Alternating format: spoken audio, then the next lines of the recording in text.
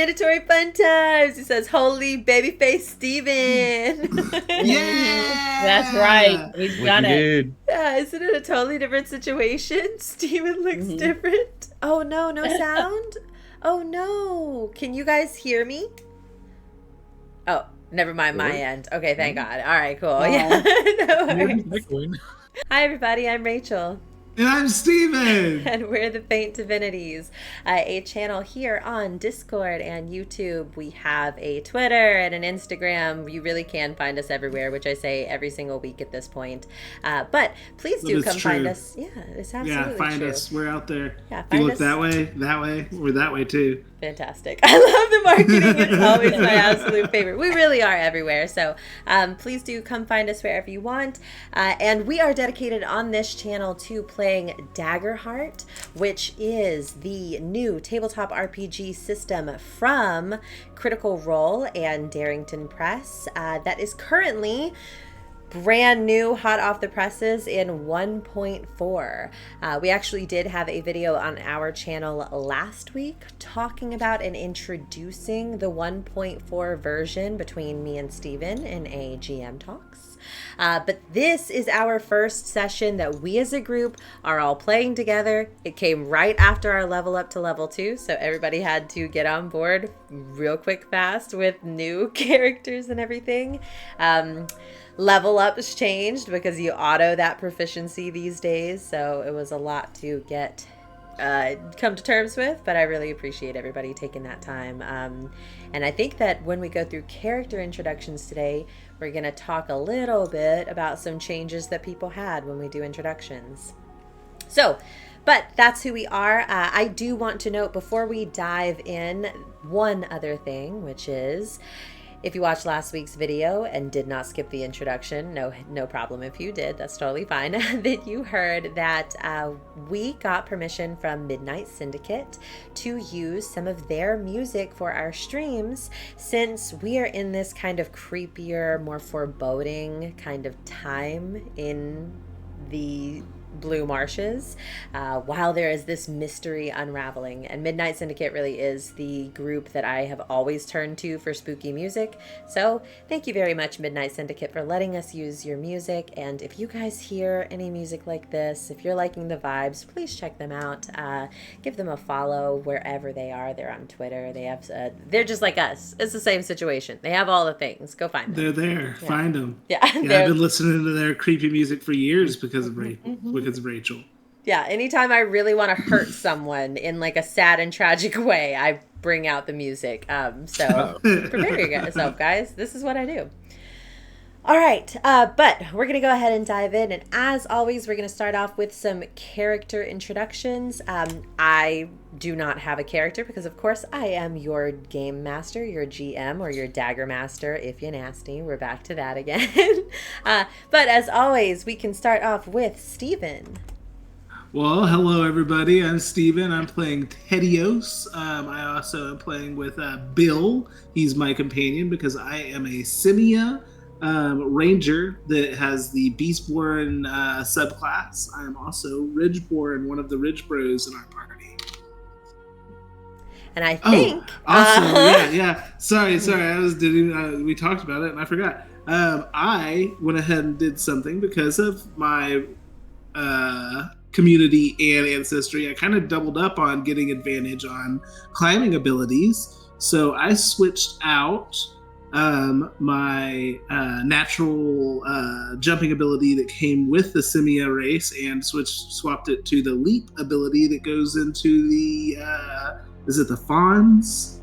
Yeah, it's the fawn. So Steven is talking about specifically, remember guys, in 1.4 they introduced mixed ancestries as part of the heritage background, and so Steven has decided that somewhere along his line he has some fawn in his Simiah shenanigans, so lots of exciting. That's where the extra jump comes in the knees. It's all from the fawns. A true love story. Yeah. I really hope that you like at some point flavor him to have like the teeniest of little horns, just teeny horns, you know. It wouldn't really go with the character art, which, you know, of course I'm sharing of Ted and now Bill, but very exciting. Okay, we're keeping it moving. So next we have, as always, our good friend Justin. Hi everybody, still Justin here. I'm playing Gimbo, the Ridgeborn Dwarf Rogue. I'm not doing anything special with my ancestry, sticking with just Dwarf all the way through. But did want to note, like, a little tweak from my level up, since, no longer taking that proficiency in the bump to my major threshold. I decided to put that more into armor and to a couple of my skills. Bumped up strength and presence. That's my tweak. Hooray! Very exciting. Mandatory Fun Times says, hell yeah, I'm glad someone is doing the mixed ancestry. We all got very excited about it. All right, Yeah, and then exciting. we do have, as always, the lovely Kayla. Okay, so I'm Kayla, and I'm playing Anura, who is a Highborn Ribbet Bard, and the only difference between the versions is they got rid of my armor, so the breastplate is no more, so I picked the leather armor. I had to do it. And some of that was related to, in the last session, you got the Valor Stone, and... Yes, so I couldn't go with the Gambison because it had a feature, and if you have the Valor Stone, you can't have another feature. So here we are. We were doing a little bit of homebrew because previously the breastplate had a negative feature, but this is just easier. We're sticking right to it. We're doing the Daggerheart special, And then, last but never least, we have Chris. Hi, I'm Chris. I'm playing Tank Molarson, the Faerie warrior. I'm also doing the mixed ancestry, and I snagged Nimble from the Simiah to increase my invasion by +1, and then I got rid of the luck bender trait. So now a fairy I and got a whopping monkey? 15. Yeah, I got a monkey somewhere in there. I think it's from my grandmother's side. Ooh, I love that. The matrilineal line coming in hot with some monkey. Oh my god. Hi, Velocidad. Good belated time zone to you too. And then I got the Gambison, because all the armor kind of pushed up. So. Cool. New word for me. Try it out, yeah. Me too. Yeah, listen, very excited about Gambison. As long as we are all choosing to wear armor, I'm fine. No, I'm kidding. I really am Big fine. baby. Armor is fine. Big naked babies. Yeah, hashtag big naked baby. Okay. All right, so that's our cast that we have. They haven't changed, but obviously as we're progressing through all of these different versions, we are going to have to tweak here and there. You're going to sometimes get a fairy monkey. It's just going to happen, So we appreciate you guys kind of rolling with the punches with us, kind of buying in, suspending your disbelief, and lampshading with us, because it's a little wild, but... All right, so I'm kind of settling in for the session tonight with this spooky music that's going on in the background as a recap from last session. So 2 sessions ago, we had ended the Sablewood Messengers. And Sablewood Massacre? Yeah, just oh my god, yes, the Sablewood Massacre. It thus endeth, and we had done a quick little travel journey. If you skipped that one, I totally understand, but we love a shopping episode. And we had to get from the Sablewood all the way down the Lucent Rill to the shores of the Shallow Gate, which is the bay that kind of separates the western edge of the continent from the islands further west.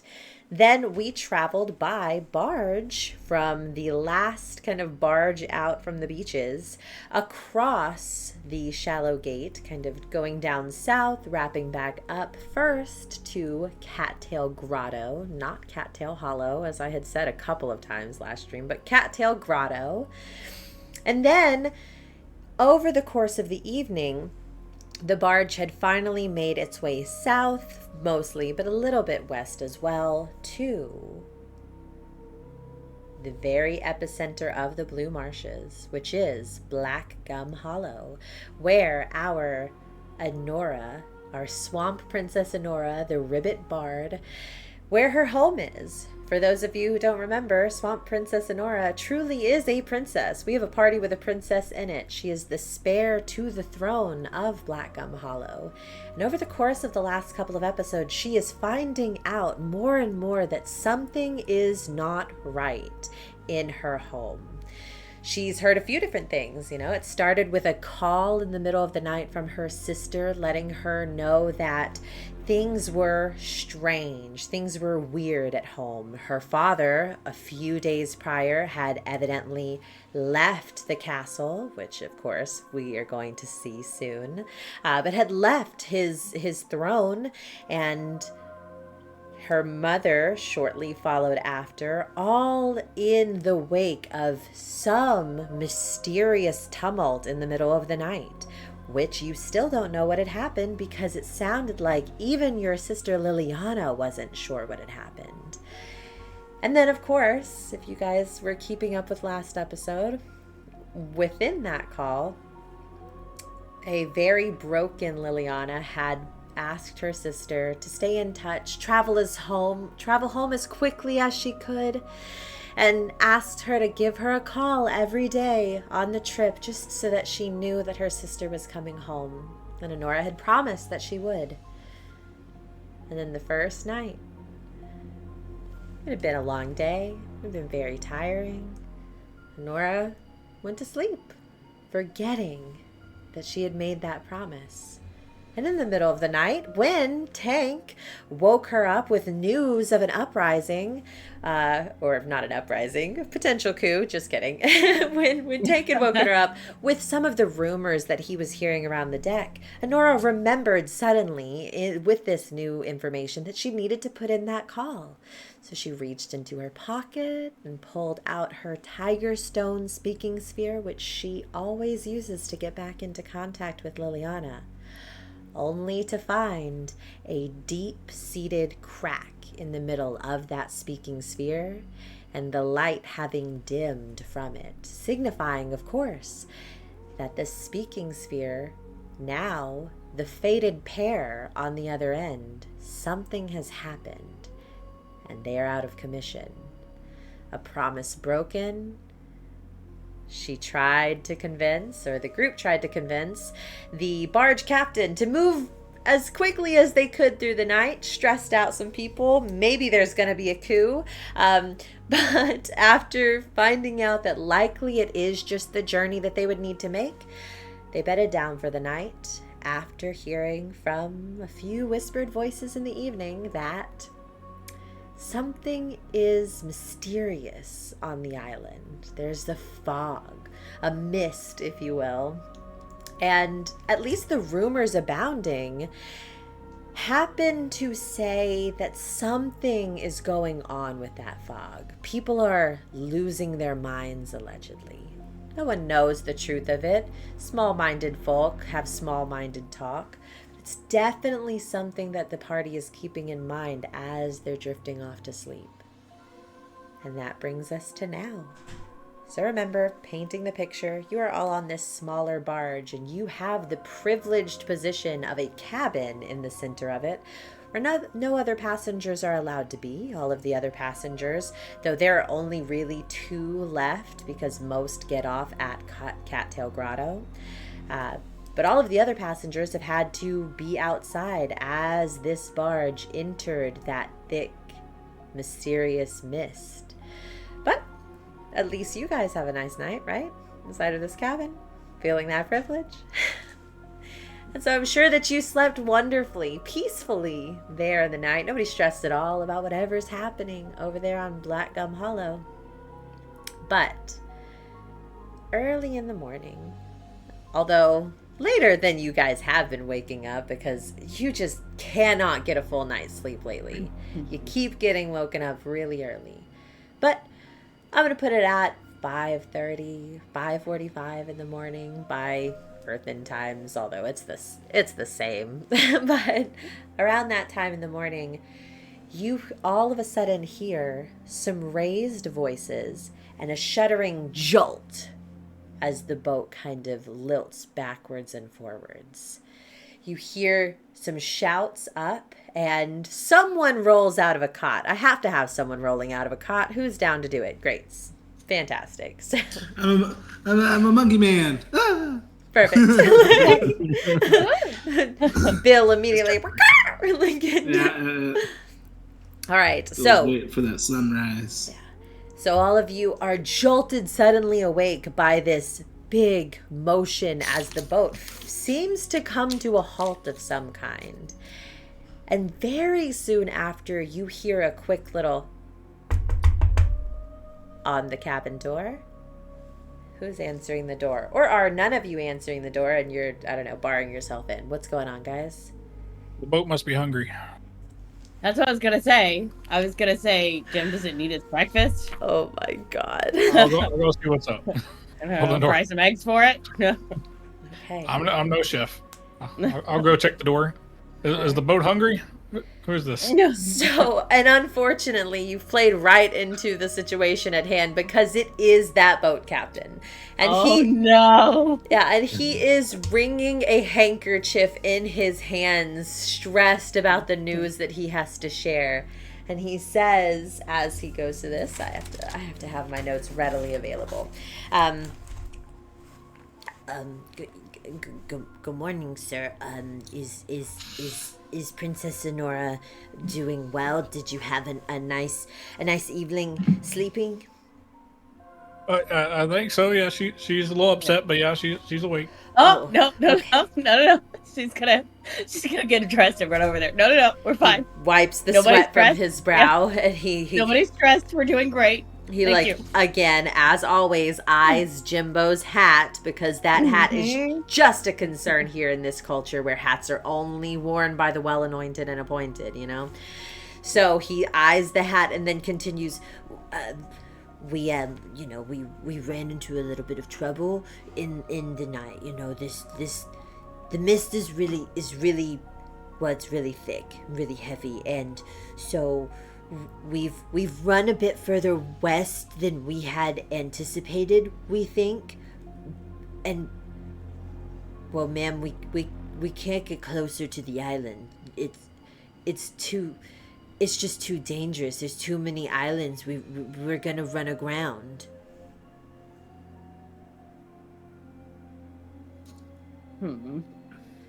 Do the legs not work above water? No, they do. Come on. And he kind of waves, and he's and you can all follow him out. And what you notice immediately is the thickness of this fog. The mist is all around you, encompassing, and it is, except for the one light, the one lantern that is brightening part of this barge. There is no light. It's very dark, and you can see those particles in the air around it. But as he takes you gesturing over to the side, you can see, peering out, little glints of water far, far below. So this barge, which remember we had decided in last episode that it is effectively, it moves through the waters by walking. It pushes itself through the waters, and it apparently has gotten so close to this shoreline, this very shallow shoreline, that you are now high above the water, standing there in the air, and you kind of piece together that this is likely why you felt that shuddering stop. It's because these legs of this boat have stopped moving, and you do notice that there is a slight sway as you're here in the air. Now, as you turn your heads, peering around and through the fog, you really can make out very little, but you can see in the distance that there are, moving across what you presume to be a shoreline,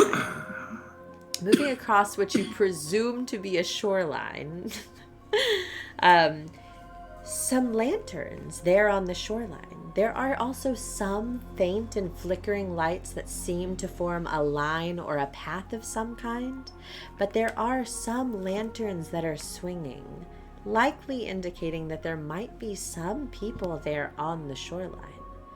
But it is up to you how you're going to decide to get down and then across to the shore.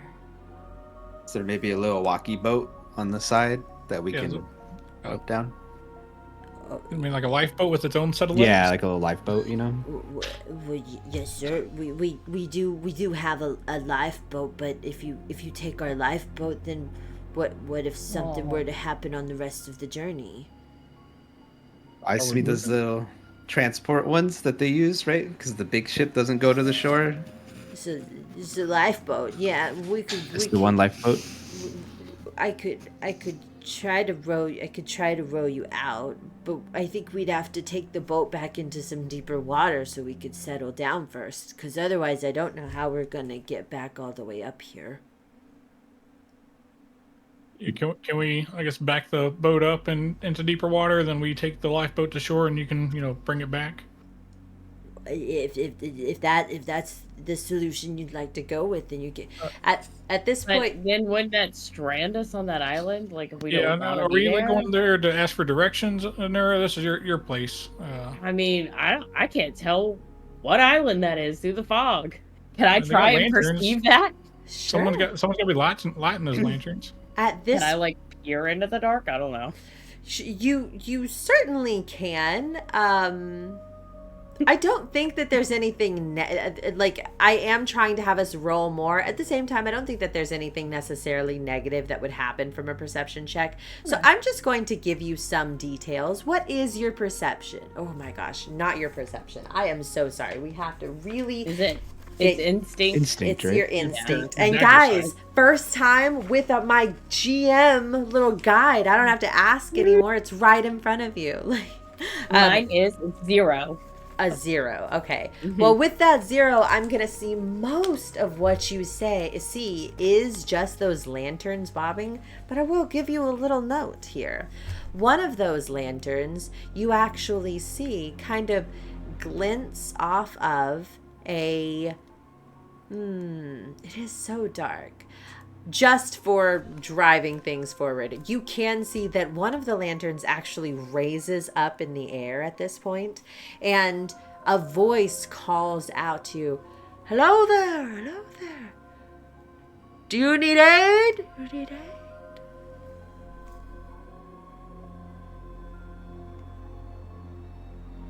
No. Okay, goodbye. No, wait! Don't go! Don't go! Wait a We're minute! trying to get to our house. Friend, where are we? What do you mean? What island is that? You don't Where know do you what belong island to? you're at? It's dark and foggy. We're on a boat. You're I'm on a boat. You're on the western side of Blackgum Hollow. Oh, we made it. We made it. Thank you so much, friend. An angel. Hey, can you stay there for a minute? Why are you up so high? I don't know. The boat has legs. I don't know. Low tide. Amazing. They didn't used to have legs. Do you need any aid? We need to get over there. Is there a pier nearby? You've gone too far. It's on the other side of the island. And Nora, you would know, because you know how Blackgum Hollow is established, that if the captain is correct, and if these people are correct, that you've ended up on the western side of the island, that you've overshot the docks. There are docks on a couple of different sides, but none on the western side. It wouldn't make sense to launch from there. That makes its way directly across to that smaller isle, the Rights of Newmorn. You do have your main ports are on the northern side, right in the middle, and on the southern side, nearer to the east. There's nothing right on the western side. So if you've overshot, it's by a little ways. And further, this fog, this mist is very thick. It is of concern to any boat captain to try to navigate again. Hi, Skaith. Hi, Squire. All right. So, but with that information that you have, You have some details there. By the way, Kayla, you know that the western edge, one of the things that it's really well known for, is it's one of the areas that your people do a lot of their fishing, because the two land masses right there between it is pretty shallow. It's fantastic for crawfish, crayfish gathering, shrimping, any of those things. Even the blood grubs, are they blood grubs, bloodworms? Bloodworms. Yeah. Fantastic territory for all of that. And so the western edges of the island really are called by most people colloquially as Arrow Feather Banks, because it's mostly owned and operated by the merchants known as the Arrow Feathers. Nora, what's the move? That's the thing. I don't know. It's shallow. How shallow is shallow? Are you friends with the people? Pretty shallow. The arrow feathers. Listen, I mean, there's one guy that's a jerk, but like, he's probably in bed. He's not gonna be up yet. It's fine. I mean, I worry a little if we go back out into the water, they may, get lost even more. Yeah, and I don't want to... The frog captain is kind of wringing his handkerchief, but he nods and then notices you noticing him nod and looks down. Oh my god. Yeah, I don't want to put him in danger by, having him try and dock out here where there's no docks. And also, we're in the air. Why are we in the air? Because the legs. How did we get here? Well, yeah, it walked us up on shore. So okay, we're on an embankment. Yeah, I thought we were levitating, and I was like, what's the myth here? Okay. No. What's the myth though? So remember that those stilts that attach to the bottom of the boat, they have to be long enough to reach down far, right? Mm-hmm. And so as you come closer to the island, it's moved up. Now, on the northern side, on the southern side, the drop off is still very steep. So the piers that jut out, they don't actually lift very high. This, though, is a gradual decline. You're in a very marshy area, though you can't see it. Anura, you know what this looks like. It looks like a marsh. It has little jutting islands. That there are sandbars a lot. It's I feel like pretty shallow. They're leading us to walk across this marsh, but I'm scared because it's dark. I mean, listen, people on shore have asked if you need help also. Yeah. Mm-hmm. If we can grab all those lanterns, we'll be fine. Yeah, well, also, if we dock here, or, if we get off and, walk up here... Well, you can't dock here. There's no dock, right? Yeah. Nothing bad ever happens in a marsh, so, I'm sure that everything will be fine. Really, we gotta get moving because we gotta figure out what's happening with your sister. Okay, all right. I think we're paralyzed with decision, and we just need to. The water's probably deep enough, so if I run and jump off, it'd be fine, right? Wait, guys, wait! Let's ask for help. Wait, don't jump! It is misty as hell out here. Don't do that. I'm a monkey. I can shimmy down one of the. Oh my god! One of the poles. Yeah, I'll just fly down. Okay. I'll get the grappling hook onto the side and ask Captain, hey, Captain, can you hold on? We're not going to ask for help at all. We're not going to ask them. Yeah, well, once we get down there, he'll help us, but he can't help us get down. What do you do? Captain, what was your name again? Paul is my name. Paul? Yeah. Captain Paul? I'm not really a captain, I kind of just stole this. I'm Captain Paul. Are you I'm Captain thief? Paul. No, don't talk to him like that. You're doing fine. You're not a thief. I was gonna pass on how well he did over to your family, and just kind of give him. I don't know if that'd help him out. That would help him out. What would help him out? Ship operator Paul did a good job. We'll pass that along. Okay. Oh yeah. Okay. Major Paul. Thank you, sir. Yeah, it seems pretty cool, huh? What can Real quick, everybody. Oh wait, yeah, go on. Sorry. What were you saying, Paul? What can I do to help? Well, I guess we're all jumping in. They are. I have a question for my game master. Real quick. Sorry, I'm not Paul anymore. Quick moment away from Paul. Got it. Okay. They're all Oh, jumping Major Paul says I may be biased, but I like him. I like you too, I Paul. know. Paul and Paul, friends. Okay. Go ahead. I don't really want to jump in. Obviously, I will if I have to. Sure. I did get this spell. Yes. When you have no enemies in melee range, make a spellcast roll. On success, you spend a hope to disappear from where you are and reappear somewhere within far range you can see. In theory, I can see out there. Okay. So I could do that. Well, so I don't have to go in the So water. here's the thing, right? Is that I knew it. So I knew it. you could What's the use thing? it. Well, far, remember, is like a sheet of paper this long. Depending how tall this boat is, that could be pretty close. You could get down to the water, but you're trying to get to the shore, right? I don't want to traverse this nasty marsh. It's like- in the Let mist. me look at it real quick. I say, looking at a map.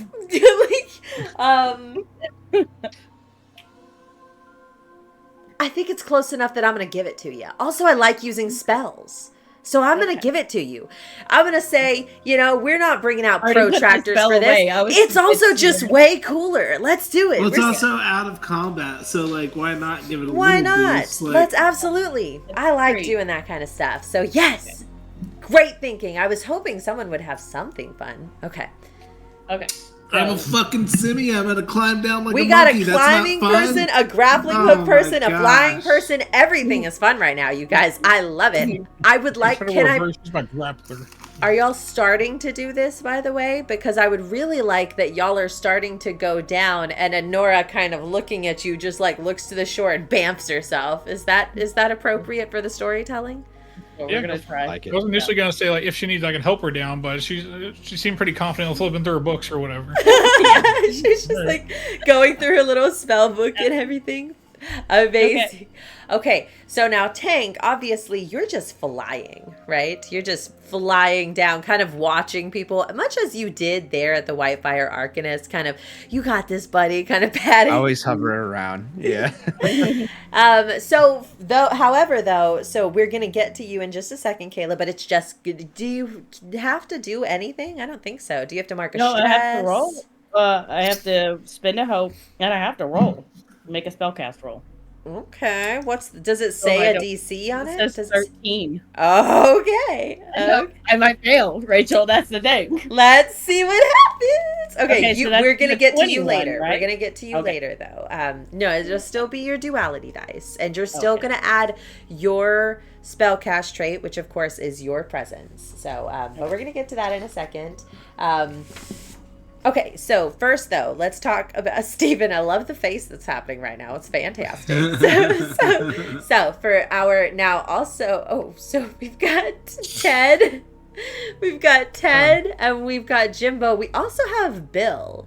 So how are we all? We're doing a grappling hook moment. We're doing a climbing moment. So I think that is probably going to be, obviously for Tedeos, that is definitely going to be that agility check. Yeah. But Gimbo, I think this could go a couple of ways for you. I don't think we could do like a knowledge, but you could certainly do like a strength check or an agility. All right.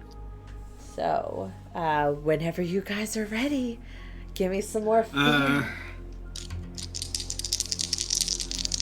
Are you adding experiences to it? Remember, guys? I am adding my watch my step. And you get advantage as a Simiah, correct, on agility checks? No, because I took that one away. Oh, okay. All right. Navigating a harsh environment. I thought we were going to get to introduce the new version 1.4 change, which I say new, it's old, it's the D6. So, It's been there. but okay. All right, so I'm not I got a making this 13 super with- hard. 13 with hope on my side. Fantastic. Yeah, I got like a 19. Oh, yeah. I set this at 12, given what you guys are doing here. This is not very difficult, you know? And now, I just but threw with hope, Bill. with hope, you Yeah, it is excuse with me? hope. Okay, so both of you get to mark a hope, remember? Okay. Yeah, he's a You mystery throw fly. Bill where? I like get and I'm like Water? and I just like, and I hurl him, and he does this like. So his like rooster flap. Like in Ocarina of Time, or where you have a yeah. chicken and you throw it and it just, man, I really wish you had ridden the chicken. Like, I don't know that you can. But I think Bill's big enough for that. I don't think the mechanics allow us to. Yeah, but I might not. I might be too big for that. Certainly Tank could. Throw him, and then I imagine him and Tank fly together. Okay. Over. All right, perfect. So we have so guys, it's all working out so far. I'm not gonna make Bill roll for that. Chickens fly like that kind of a way. Chickens do fly. Yeah. People tell me that they don't. I grew up raising chickens. Yeah. They fly. Not a lot, fly. But they do it. Not a lot, but they do fly. Don't and from a high distance like that, yeah. you could definitely, he would fall and glide. Yeah. Be fine. Chickens do fly, Gene Smith. Thank you very much. Absolutely, they do. Don't at me. People like to be wrong and loud about it, you know? Okay. So, but now the big one, though, is that you guys seeing her rifle through her spells, you are all initiating all of your stuff. And now... Like a heist. Like a heist. You son of a bitch, I'm in. Now... Kayla, are we adding any experiences to this? I don't think I can. I don't think any of these would help me with a spell. What experiences do you have? I have Swamp Princess, you know, Slippery, and by royal decree. So I mean, I Swamp Princess. You are in a swamp if you can find a way. Remember, experiences are as powerful as you make them. You're in a swamp. You probably, even through this fog and this mist, you're used to fog and mist. You might be able to do, but listen, you don't have to use it if you're good. But we're all how would new that here. help me cast a spell? Just that I have a clearer image in my mind of like. This is what I'm saying is that if you don't want to use it, that is totally fine. But I want to make sure everybody is remembering that these experiences are meant to be used as frequently as you can try to invoke them, and you're happy to expend the hope. Go ahead, Justin. Well, if you're, go ahead. I was gonna say, is the experience just to like help you succeed on a thing, or maybe to actually maybe to add some flair at the end, or even if you're kind of not as successful as you hoped? Like, say if it was. You're diving into smoke, trying to reappear over there. You're going the Swamp Princess route. Maybe you can, disperse the fog where you land. Magical girl, not transformation, but landing, superhero landing. Yeah. Absolutely. Yeah, Swamp Princess. You could also do, if you, as you're, casting the spell, you, hop and, you go through the portal, and then you're, that's how you make that extra distance at the end of the... spell is it's the portal's a little bit higher up and you just keep flying across and that one was wild to me. That one took me on a journey, but I love it. I love all of these options. Kayla, you don't have to take it. I'm just saying. Okay, I have full hope. I gotta use them. That's the other thing is I know that y'all are at hope. Spell and then one on the experience. One on the spell. Your presence is only a +1. No. I'm saying I'm using a hope to do the spell. It says on a success, then a hope. So I'm using a hope there, and then I'm using a hope on the experience. So it's now, 2. Steven, your the crinkling is presence crazy. is a 3. All right. So go ahead and roll your duality dice. Okay. Oh, I didn't need it. It's a 10 and a 15, and the 15 is the hope. Okay. I didn't need anything, but it's fine. All right. Well, I'm going to take away one hope then? Let's give the score regardless. Yeah, you're only going to mark one hope because you restored one with that function, but let's get the full math because we want to practice the full math. Wait a minute. Always. Hold on. It can't be a 15. I rolled the wrong dice. Ooh, you sure did. This is going to be a re-roll. Absolutely. Sorry. No problem. Wait a minute. I'm sorry. I'm a baby. I don't know these dice. First day on the job. Again, guys, yes, exactly. If you're joining us for the first time, please remember that the face. I'm a novice. One of the exciting things at our table is that we have a wide grouping of people. We have 3 people who GM frequently and 2 people who have never played tabletop RPG before our Sablewood Messengers arc. So very fun, and we're throwing them into the deep end with stuff because we don't even use a D20 around here, right? Daggerheart uses your duality dice, your D12s. They look like this. I got them now. Fantastic. When we're in your we're doing your personal arc. You don't get to swap those for D20s. Nope. Okay. Okay, so it's a 10 on the fear and a 2 on the hope, and then so 12. 3 of my presents is 15, and then 16, 17 for the Swamp Princess. So 17 with fear. Amazing. 17 with fear. An excellent job. So now remember that the way that spell works is it tells you the difficulty right there. And this is good for people who aren't as familiar with it. A lot of the spells will set the difficulty for you in the text of the spell. Yours was a 13. You hit a 17. That becomes a success with fear. Now, I'm so happy because this means I get to collect a fear token. And of course, remember that yours are these crowns. And I don't even have to spend it right now. I'm going to keep it for now. But these little tiny crowns are going into my little jar of bad here. And I'm not going to spend it now, but I don't have to because it's already pretty bad for you when you get on shore. Oh no. Just kidding. It's not that bad. But but remember, guys, you are all slowly traversing across. Even you, Tank, even Bill flying across. You see all of a sudden, and the way that the spell works, Kayla, you describe how this spell looks as you do it into the mist. Okay. It really is like, it's like a blue door, basically, that opens, and she just steps off the boat through it. She's waving at the captain. She steps off, and then there's going to be another door, like, but I'm going to say because it was a fear, maybe it's not quite all the way on the shore, close, but she is going to get her shoes wet, which is what she was trying to avoid the whole time. Well, that's fearful anyway. Okay, yeah. Right. Absolutely. Beautiful. This is our first time using that spell, your level 2 spell. I love that. Okay, great. So, in that moment, as the rest of you are still making your way across, as you step out, immediately your vision changes and you remember home immediately, right? And painting the picture for you guys as well. Remember, we're listening to this beautiful music by Midnight Syndicate.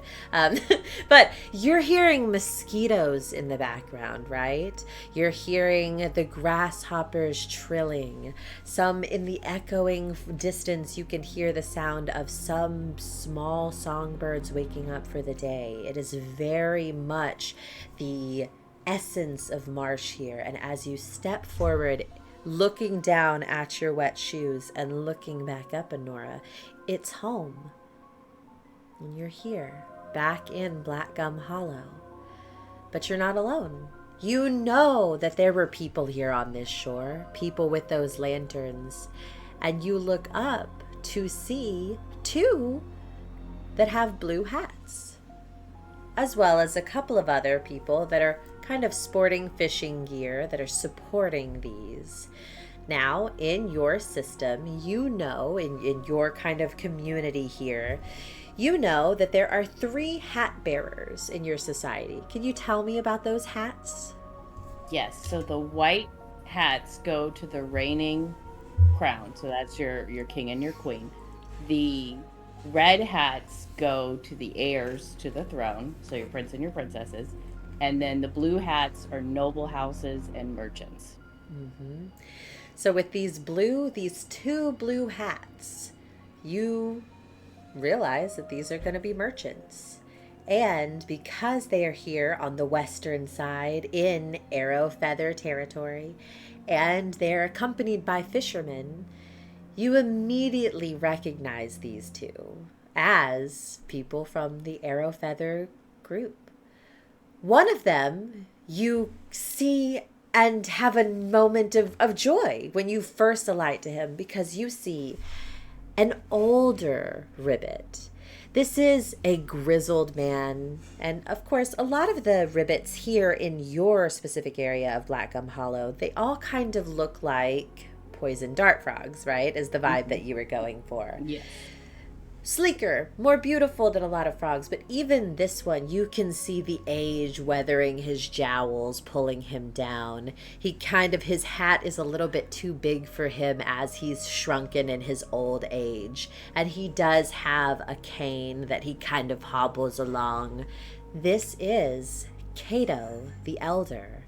And you recognize him immediately as one of the Ribbets that is maybe the oldest living Ribbet on the island. He has been here forever. He very much has the vibe, all growing up, of being that elder who told stories around campfires, that all the small children liked to run around his hobbly knees from a young age, because although he would reprimand you, he'd always do it with a little wink and a twinkle. And he kind of hobbles up along and peers at you, and then to his left, immediately passing and stepping in front of him, you see a much younger and handsome Ribbet, although you don't like the look of his cut, because this is Broussard Arrowfeather, a strapping young Ribbet of about your age, and you grew up with him. And he steps forward as well and looks you up and down and says, "Ah, got your feet wet, did you? Nice to see you home. I thought you were too good for here, huh? How's that cap fitting? Getting tight around that big head?" Hello, Broussard. How are you doing? I didn't expect to see you this close to the shore, given that you can't swim. Now listen here. I can swim. I'll prove it right now. And he starts hucking his shirt, and then you immediately see Cato kind of put his hand onto Broussard's shoulder and say, Broussard, I need you to calm down. Okay. Well, Miss Anura, your majesty, please excuse Broussard. It's so good to see you. Well, now... Yeah, you look amazing. Oh, thank you. And, I've been working out a little bit more these days. I can tell, Thank you. Getting around. These old bones aren't failing me just yet. Well, it's so... Now, why are you here instead of the docks? And Broussard kind of taps him on his back and says, "Put your mask on." And he kind of looks around at the mist, and Broussard... Cato kind of reaches into his pocket and pulls out a mask that he ties around his back. And you see Broussard lifts a mask as well, and they're both kind of tying it around. Cato eyes you a bit and then reaches into his pocket and brings out a handkerchief for you as well. Here, cover that. This mist. Yeah, of course. She's gonna take it. She starts covering her. Why are we wearing these? Do we have a gas link? All right, perfect. We're going to say that you guys have just come to shore. Now, I'm also going to say, you in the background who have been climbing down and everything, a fantastic thing about these swamps, huge lily pads adorn this shoreline. So when you get down, you might have to swing a little bit, but you all plant onto lily pads, and you can skip across pretty easily, especially ridge rows. You guys are just fine. They're hopsy, a fawn in your background, so you get to shore and it's not a problem at all. So at this point, as you've been talking to the Ribbets, you come up and you say, is there a gas leak? What's up with the mask? No. You're getting my new cloak around. No gas leak. It's this mist. Maybe it's a little superstitious of us, but people are getting sick, and we're just not gonna take any risks. The town physicians have recommended that we try to keep it out of our lungs as much as possible. So we're observing it. COVID. You just hear Tank breathing because he's been holding his breath the whole time. And so he's going to, Cato looks to you a bit, and Nora, and he says, well, who are your friends? As everyone is now wandering into view, you know, immediately behind you. Tank, you, I don't know if you're still flitting, but Bill has certainly landed on the shore. Jimbo, Ted, you are there Bill's probably converging. eating like a worm or something that's on the shore, on the shoreline. There are plenty. How into like- this is Bill getting? Because he's in little chicken paradise. Like, he can He look is up. a little, yeah. I'm saying he's like wandering the beach, just like he's having a I wonderful just like time. whistle at him to let him know not to go too far, and he gives me his weird bird eye, and then keeps going. Fantastic. All right, great.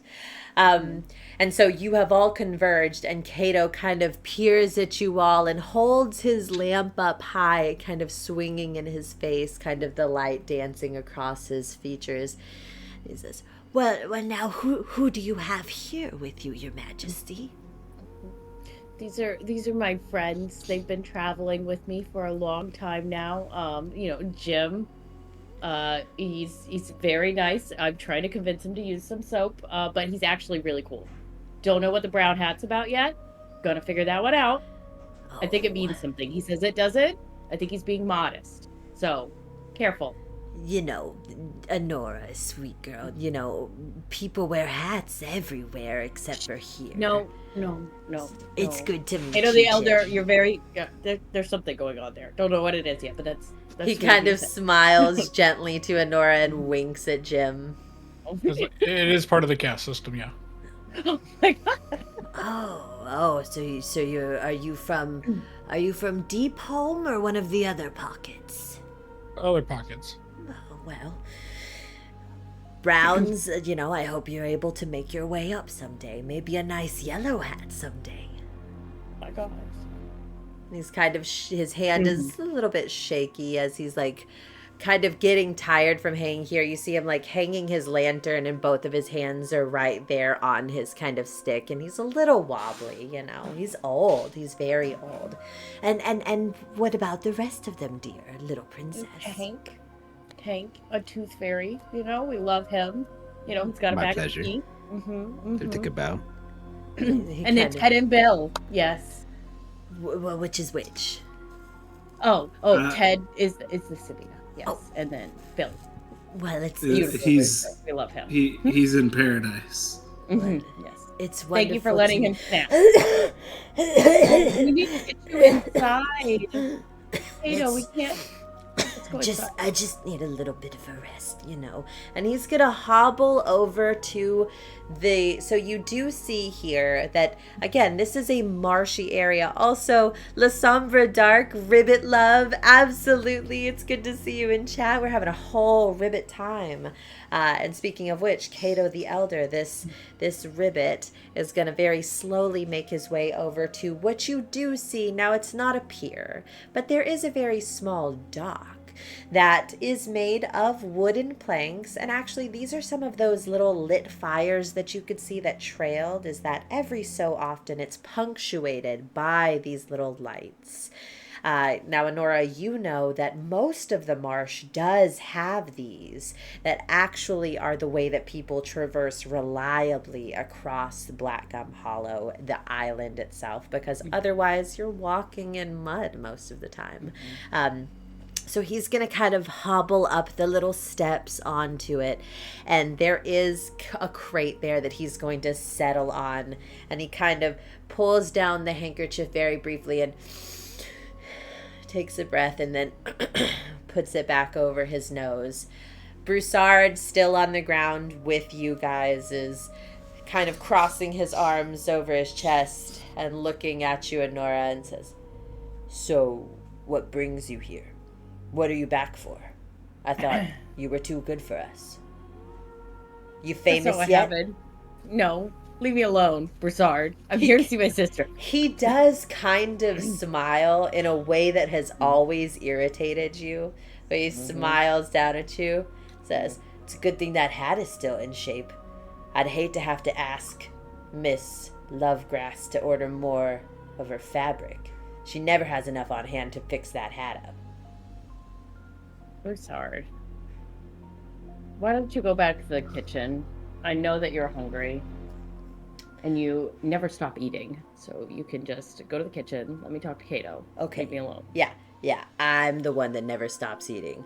We all know who was sneaking those little spider snacks in the middle of the night. Honeyed spiders ring a bell? Do they ring a Why do bell? we not have any crawfish? Is the crop bad or are you eating them all? The crawfish crop is improving, okay? Now, we're out there this morning, and you hear again Kato from the background, and he kind of looks over and says, well, if you're here, make yourself useful. Come, help me bring in these nets real quick, and then we can escort you back to the palace, okay? Okay. So you are following him because you're very used to this. You being the royal family here, although you are prestigious, there is a responsibility of burden here that you assist with any job that is asked of you within reason. And so if a merchant family is asking you to assist with someone, it is generally considered to be polite to do so. Some of the nobility no longer observe this practice, but I don't know where Anura stands on this. We're gonna go. We're gonna go help bring in those nets. Okay. Right, guys? I mean, yeah, if that is this the best use of our time? I thought we Look at him. check on you. First off, he's gonna help us get there. We need his stuff to get there quicker. Otherwise, we're walking in the mud. But also, look at him. It's okay. You want to let him pull him in by himself? Very old. He's ancient. So I'm gonna say that who still all is useful? assisting? Oh my god, yes! Okay. The elder! Hey, listen, Oh my god! our elders, once they get to a certain point, we let them just do whatever they want, but they don't, like, have power. Oh, You're telling me, you were gonna say you telling me murdered that guy. him. God, don't scare me like that again. I gotta back the Ted there. Yeah, we gotta send them deeper in the mines. Yeah. You send them deeper into the mines, like as a retreat, or they're like the most to experienced. die. Yeah. Oh, okay, to work. I got it. Yeah. Okay, yeah. It's like, the older Simiahs in my area. We don't kill them or anything, but The elders long for the mines. I never liked when you had they long for the mines. Oh my god. they just like hang out at the hot springs all day and kind of help out where they needed to help. But like that guy, you telling me he's like one of y'all's? He's wearing a blue hat. Didn't you say that hats were important? Yeah. And you know what else is important, Ted? And I'm gonna touch your hand when I say this. Helping people. Let's go bring in those nets. Yeah, you're probably right. We should help him out. I like him. He reminds me of Deckard Cain. How big are the nets? Are they Ribbet-sized nets. The pretty big nets, yeah. And so you can see that the what he's really talking about is the edge. There are posts that are set to either end of this fairly small beach. It's just a little cove, effectively, and those ropes are tied off to it. And he starts unfurling one of them, and he points to the two that have been following him around, who, Anura, you don't recognize. They're some of the peasantry, but he points them off and says, you go yonder and fix that one up real quick. We'll get home early. And these are pretty sizable ropes. He can hand it back and everybody heaves it in. Okay. As you're pulling it as well, it's lighter than you would think it would be. Because, as Anura well knows, it's been a bad couple of years for the crop. There's less food recent years, so it's not heavy with the weight of that prized farm that you had hoped for. So you are pulling it in and it's lighter. Now, I ask this sometimes, but who has the highest instinct in the group? Remember that instinct is one of the traits here that is for perceiving, sensing, and navigating. I think I have one. One. Well, I know I have one. 1. 0. One as well. 0 here. 0 here. Okay. I'm going to say Ted. that you in this situation, because Bill is not helping with this, obviously, although sometimes he does run up to the beach because one of these crawfish that are kind of skittering on to get away from the net are right there and he could just eat it. But mostly he's scampering back and forth on the shoreline, and you're keeping an eye on him. And at one point, out of the corner of your eye, you see someone moving, and you look up to see Cato, who has wandered away from his perch and is coming down to the shoreline. Now, at about this time, because it is early, you're beginning to see the faintest lines of blue on the horizon. And as it does, you can see, in point of fact, through that mist, a dark spot on the distance where you assume that barge has begun moving back into the distance. Hi, Crit Hit the Giant. We're getting spooky. But with that faint line of blue on the horizon, knowing that sun is coming, you see Cato the Elder moving forward along the beach. The covering that he had over his nose has come down and is around his neck, a handkerchief. And you see him, no lantern in sight, and his cane abandoned at the dock. And he is walking with his head tilted up. Remember, you are on the western side of this island. His head tilted up. Even though this is a faint blue outline, the sun still rises in the east. Bear this in mind as you hear his voice say, turning to him, Blahago delenda est. Blahago delenda est. You hear him whispering into the air.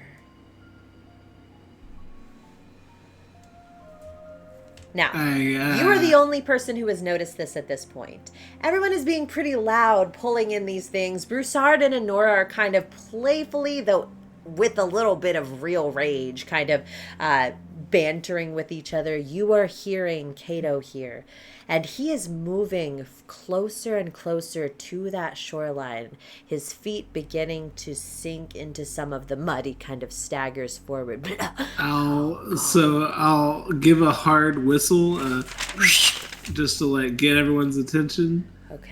And then I'll turn and I'm going to just like with my leap ability, I'm going to just jump, which I can jump up too close.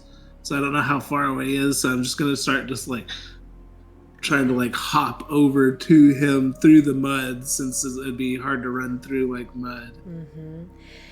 Even as you first whistle and everyone else, you turn to look. The quickness that Cato turns his head startles you, because this has been a slow-moving ribbit. But he, hearing that whistle, turns. And you see his eyes in this gently rising morning. You see his eyes a pure gray, no light to them, a mist unto themselves. And you hear his voice again. Bear witness to the dawn. The tree has borne its fruit. We must protect the child. The balance must be restored. He must feed. Blahago delenda est.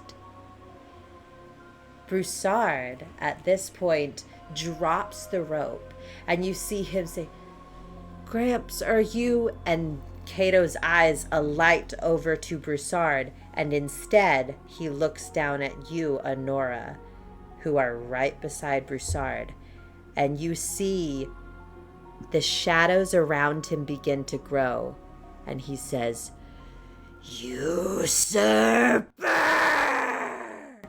And at this point, he is going to begin, he his arms jolt out from his side, and you all see the shadows expand around his feet in what looks to be a shadow almost like great emanating wings. And we are going to be pulling out the action tracker. Yeah, something I would like to do, but I could do that at the start of initiative or sometime soon. But Whatever you want. Yeah, absolutely. Gonna try to get his attention. So, guys, we're going to make a couple of little shifts here. So, first, music is shifting into combat mode. I am pulling out the action tracker that I'm going to begin using. What is that sound? That was a crazy sound of hissing. It wasn't me setting the moods. I feel like it was a blender. Oh, maybe it was a blender. All right. Somebody's making a margarita. All right, and I am also going to turn off these character arts, which I did a very good job of, and I'm going to put on, at this point, the map webcam. Okay, now, I've done you guys should be seeing that. Remember that for those of you who are new, inside of the Discord, you can see different map pictures. This is what I maybe had imagined, but we're going to reorganize it now that we're actually at the start of combat. You guys can see the blue marshes at this point. Remember, what you're seeing is on the left side is that dock, that wooden dock. You can actually see those little lights. The shoreline, complete with some foliage, lily pads there in the edges. Back further away, at the very edge, you can see some water and another pond there in the far right-hand side at the back edge. So, I'm going to reposition some people. We are making, for the purposes of this, I didn't want to print out brand new people. So, I'm going to make, this is going to be Cato the Elder. Fashion hand. Cato the Elder is the Whitefire Arcanist. And we are going to place him right here. Yep, fantastic. We are also going to place Broussard. He is going to be a Thistlefolk. He is going to be a little bit farther right here, I'm going to say. Actually, I'm going to place him right there. Okay, now, I know that you, Ted, are closer to him because you had began running. We have Anura. You are here with the Thistlefolk Ambusher, which is, of course, Broussard. Gimbo, I'm going to say you're right there as well. Ooh, I need to place y'all a little bit differently so that you can still see you. I actually think y'all are all, like, right there together. Do you guys agree? Sounds good. Yeah, I think so. Makes sense, yeah. Great. I'm putting y'all all there together, except for our good friend Bill, because Bill was out there eating some grubs. So we're going to place him closer to the back. Now, does that look okay to you guys in terms of where everybody is? Y'all are all bunched up there together along the shoreline, except for Bill, and then we're going to introduce the combatants that are coming in. Looks good. Looks good to me.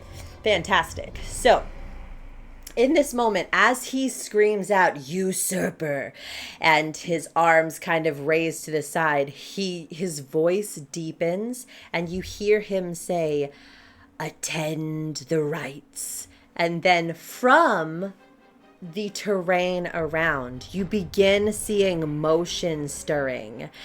And from the docks, from the docks themselves, you are beginning to see giant rats that are scurrying up onto that dock. Now, giant rats in this context are the size of cats, okay? They're not actually that big. You also see from the water itself a bullfrog, and I mean bullfrog truly. It is the size of a bull, hops out of the water and onto one of those lily pads, which actually kind of dunks slightly, and he is staring there at your group. But more concerning, to the back of the map, you see coming out of one of those small little ponds these two snakes that are glass. They are crystalline. You can actually barely see them as they shift in this fog. Justin, if you would go to the glass snake on Demiplane, there is some lore about it that you, Anura, would know about glass snakes because there is a bardic song. Now, Justin, you don't have to sing it, but could you read me the bardic poem about glass snakes, that if you could find it? Yeah, I got it. From loathsome den, the scales of the serpent rise, and light breaks brilliant through the awesome sight. Like sharpened thorns concealed by petals, lies the gaudy plumage cloaked a deadly might, or cloaks a deadly might. So fear the wetted coils, daring maid. No leather, doublet. Chain or plate shall the rain of shards she spits as keen as blades. A battle-worthy one if you dare strive. Fantastic. Thank you so much. Now, this is one of my favorite creatures that we have so far because there's actually art that has come from Sean Ellis, who is the artist at Darrington Press. It's a little bit hard to see on the screen, but please, everyone look it up at some point. I love also La Sombra Dark. Liliths, get ready to rumba. Okay, guys. So at this point, Kato is just standing there still. I am going to introduce the countdown die. So What for? who knows? But I am going to introduce the countdown die. I'm gonna use this D6. All right, and I'm setting it on its lowest value, and as certain things happen, I'm going to be doing things with it. Go ahead, guys. Tell me what you would like to do. Really quickly, I would like to rally because it costs nothing and will not make anybody do anything. That's Just like great. snakes. Remember, you can do it whenever you'd like. Yes, I know. Okay, if you want to do it now, that's fantastic. Please do. Yeah. Yes, that was just the 1.4 change. Yeah, it's snakes and rats, guys. It's gonna be delicious. We're gonna kill them. We're gonna fry them up. It's gonna be amazing. We're gonna have breakfast. It's gonna be easy. You guys got this. What an excellent rally. Just like, here comes the buffet. Okay, I love it. All right, so everybody take your D6. Remember, that's your bardic rally die that you get to use to help and assist certain actions, attacks, damage, etc. And right. Speaking of, really quick, I'm just gonna ask how you guys feel about this, because just before they all move, because I do see there are like 2 snakes. And would you consider the snakes or the rats to be very far from me? The snakes or the rats? No. To be very far. They're Neither all one? far because this is a sheet Okay. of paper, so they're all within the far range. Okay, then never mind. Don't even worry about it, guys. All right. I guess I'll just like turn and look over my shoulder, kind of pausing from my forward motion towards this elder ribbet. What is that normal? Do they do that all the time? Does he? Your elders, there's something wrong with them, Anura. Listen, that's not normal. I think we have more things to worry about than the Ribbet hierarchy right now. And so I'll turn and I'll like point at him and I'm like, well, I'm gonna hold him down then, and I'm gonna cast Vicious Entangle. Okay. On him to like pin him down. That does do some damage, right? A little bit. Okay. All right. Fantastic. Spoken like a true usurper, says Jeans Green. So I need to make a spellcast roll. Okay. All right, that's going to be 19 with fear. Okay. All right. So with a fear, beautiful. All right. So. And 4 points of damage as he gets yanked down to the ground. 4 points of damage. Okay. So 4 points of damage is going to be in his major category, just as an FYI. I would like to note for everyone here, because we've not talked about this before, in Baldur's Gate, because I use it as my learning tool for everyone, you can do non-lethal damage, right?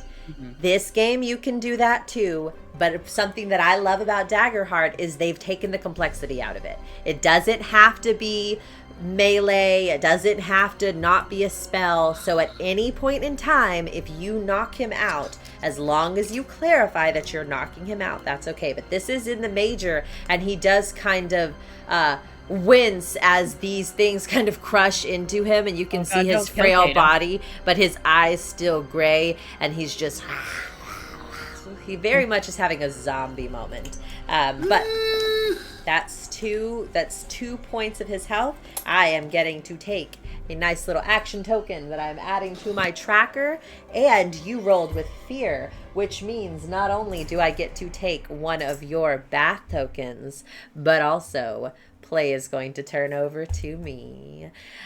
All right, boys and girls. So, actually, you know what? I think, technically speaking, taking, and anybody in chat that feels that you have some corrections, please always let me know. But I think in my rereading of the rules, I don't take the fear if I take the combat. So I'm going to put that back. But it is going to turn over to me. And thank goodness I have a little collection here, and it feels very appropriate to start with Anora's crowns. So I'm going to take these crowns and I'm going to take one crown and one of Tedeos's bath tokens, and I'm going to cash them in so that I can gain 4 total tokens to begin using. But I don't need to add those because I'm about to start stuff up. First, with another one of my fear, because I'm just going to use these through, and this is going to be a tooth, I'm going to have one of those snakes as part of this.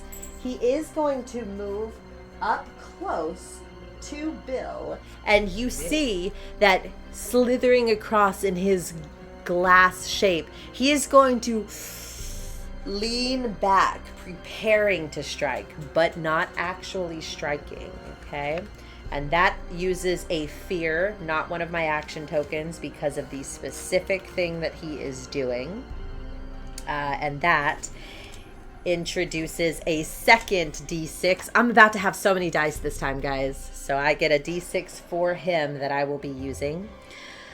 All right. And now that's his activation. But I'm going to go ahead and have this frog, which is only on demiplane, I think, by the way, guys. I don't actually think that he's in the manuscript. I had some difficulty. I had to print him totally separately. But he is going to expend one of my 4 action tokens to do something that Anura feels very familiar to you. He is going to make a tongue strike. He has his own. All right, so I am using my D20 to make an attack against a target within close range, which you certainly are. Not very close, but certainly close. All right, so that is going to be a 7 plus 1 is 8. To hit, does that's not your evasion, right? So that's an 8 No, my to hit. evasion's 9. All right, so he out his tongue at you, but tell me how you evade that moment. Can I hit him with my tongue? Sure, absolutely. It's not going to deal damage, but the tongues just collided midair. You just I tongued did. that dude. I That's did. I tongued the crazy. snake. Y'all are Wow. making out there. Okay, anticlimactic first attack, so I've got to do something big, which means I'm going to pull the second snake up because I'm not going to use that other one immediately. But I'm going to pull the second one up here, and he is going to use his movement to get all the way, this one at the back, all the way slithering past to get here to this full group. I'm going to put him there. He's going to be a little bit difficult to see, but it's okay. And he is going to mark a stress. I have to use my little pen here. He's going to mark a stress to use Spinning Serpent action attack. So he's making an attack against all targets within very close range. For the purposes of this, he's technically right behind Gimbo you and Tank you. I just can't have him there because he wouldn't be able to be seen, okay? So he's very close to both of you, all right?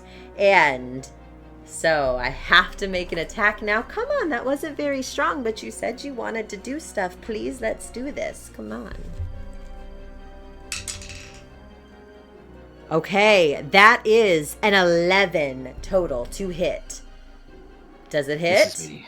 Misses you? Okay, you tell me how you dodge this spinning attack as he begins writhing and undulating in front of you. He spins, right? Like this, like clockwise? Sure. Yeah, he's a snake, so it's kind of more of like a motion, but yeah, absolutely. What do you do? Yeah, I move with him. Oh, amazing. Just dodging in and out of it. Kind of thing, I love it. Okay, but you, Jimbo, that does hit you, right? Yep. All right, so that is going to be 1d8 plus 3. So I'm going to go ahead and use my d8 here. Ooh, 5, 6, 7, 8 points of physical damage as it spins violently, its sharp body striking in every direction. You said how much total, sorry? 8. 8. I will use 1 armor slot and bring that to 0. Oh, wow. Oh, God. What is your armor now? You put this... 8. That is amazing. All right, so taking no damage, but explain to me how your armor takes the brunt of that force. Yeah, snake spinning, so I immediately just try to grab it and just like knocks off part of the armor off my, like a gauntlet kind of thing. Just Amazing. falls loose, kind of dingles here. So good, but he does kind of writhe in place for a second before getting free and then preparing to launch into a second attack. I don't know if you've ever dealt with snakes before, but you want to grab them by the tail and just kind of pop them. Head to come right off. Yes. That is what you do, absolutely. We're all Break from the the back. south. Ding, ding, ding, ding, ding, ding, ding, ding. What's the snake? Oh my god. All right, so now I am going to I have 2 more action tokens, but I'm only going to use 1 because I'm going to have all of my rats are all going to converge here on Ted. So Ted, and Ted. Man, we have a convoluted group here, guys, but they're all converging onto you because I am going to make the group attack, which takes both of my action tokens, clearing me down to nothing at this point. So choose a target and activate all giant rats within close range of them. They move into melee and are going to attack. So here we go. Now, this is stinky. Let's go. Please, come on. Okay, that's going to be, ooh, even with a -4, that's still going to be a 14 to hit. 14 will hit. All right, okay. So the way that this works is that these just do automatic damage, 3 each one. So 3, 6, 9, 12 points of damage to you as these rats begin swarming and nipping at you. I'm going to use my armored beetles, so I'm going to mark an armor slot. Okay. Oh, so good. Forgot about that. And then that will reduce it by 5, which will bring it down to 7. Which is my minor, so I'm okay with that. Okay. Wow, 7 is your minor. You guys, 1.4 has gotten crazy. 8 is my major, but that was what I took in my level up, is I did increase my major in my level up. Okay. Specifically for that reason.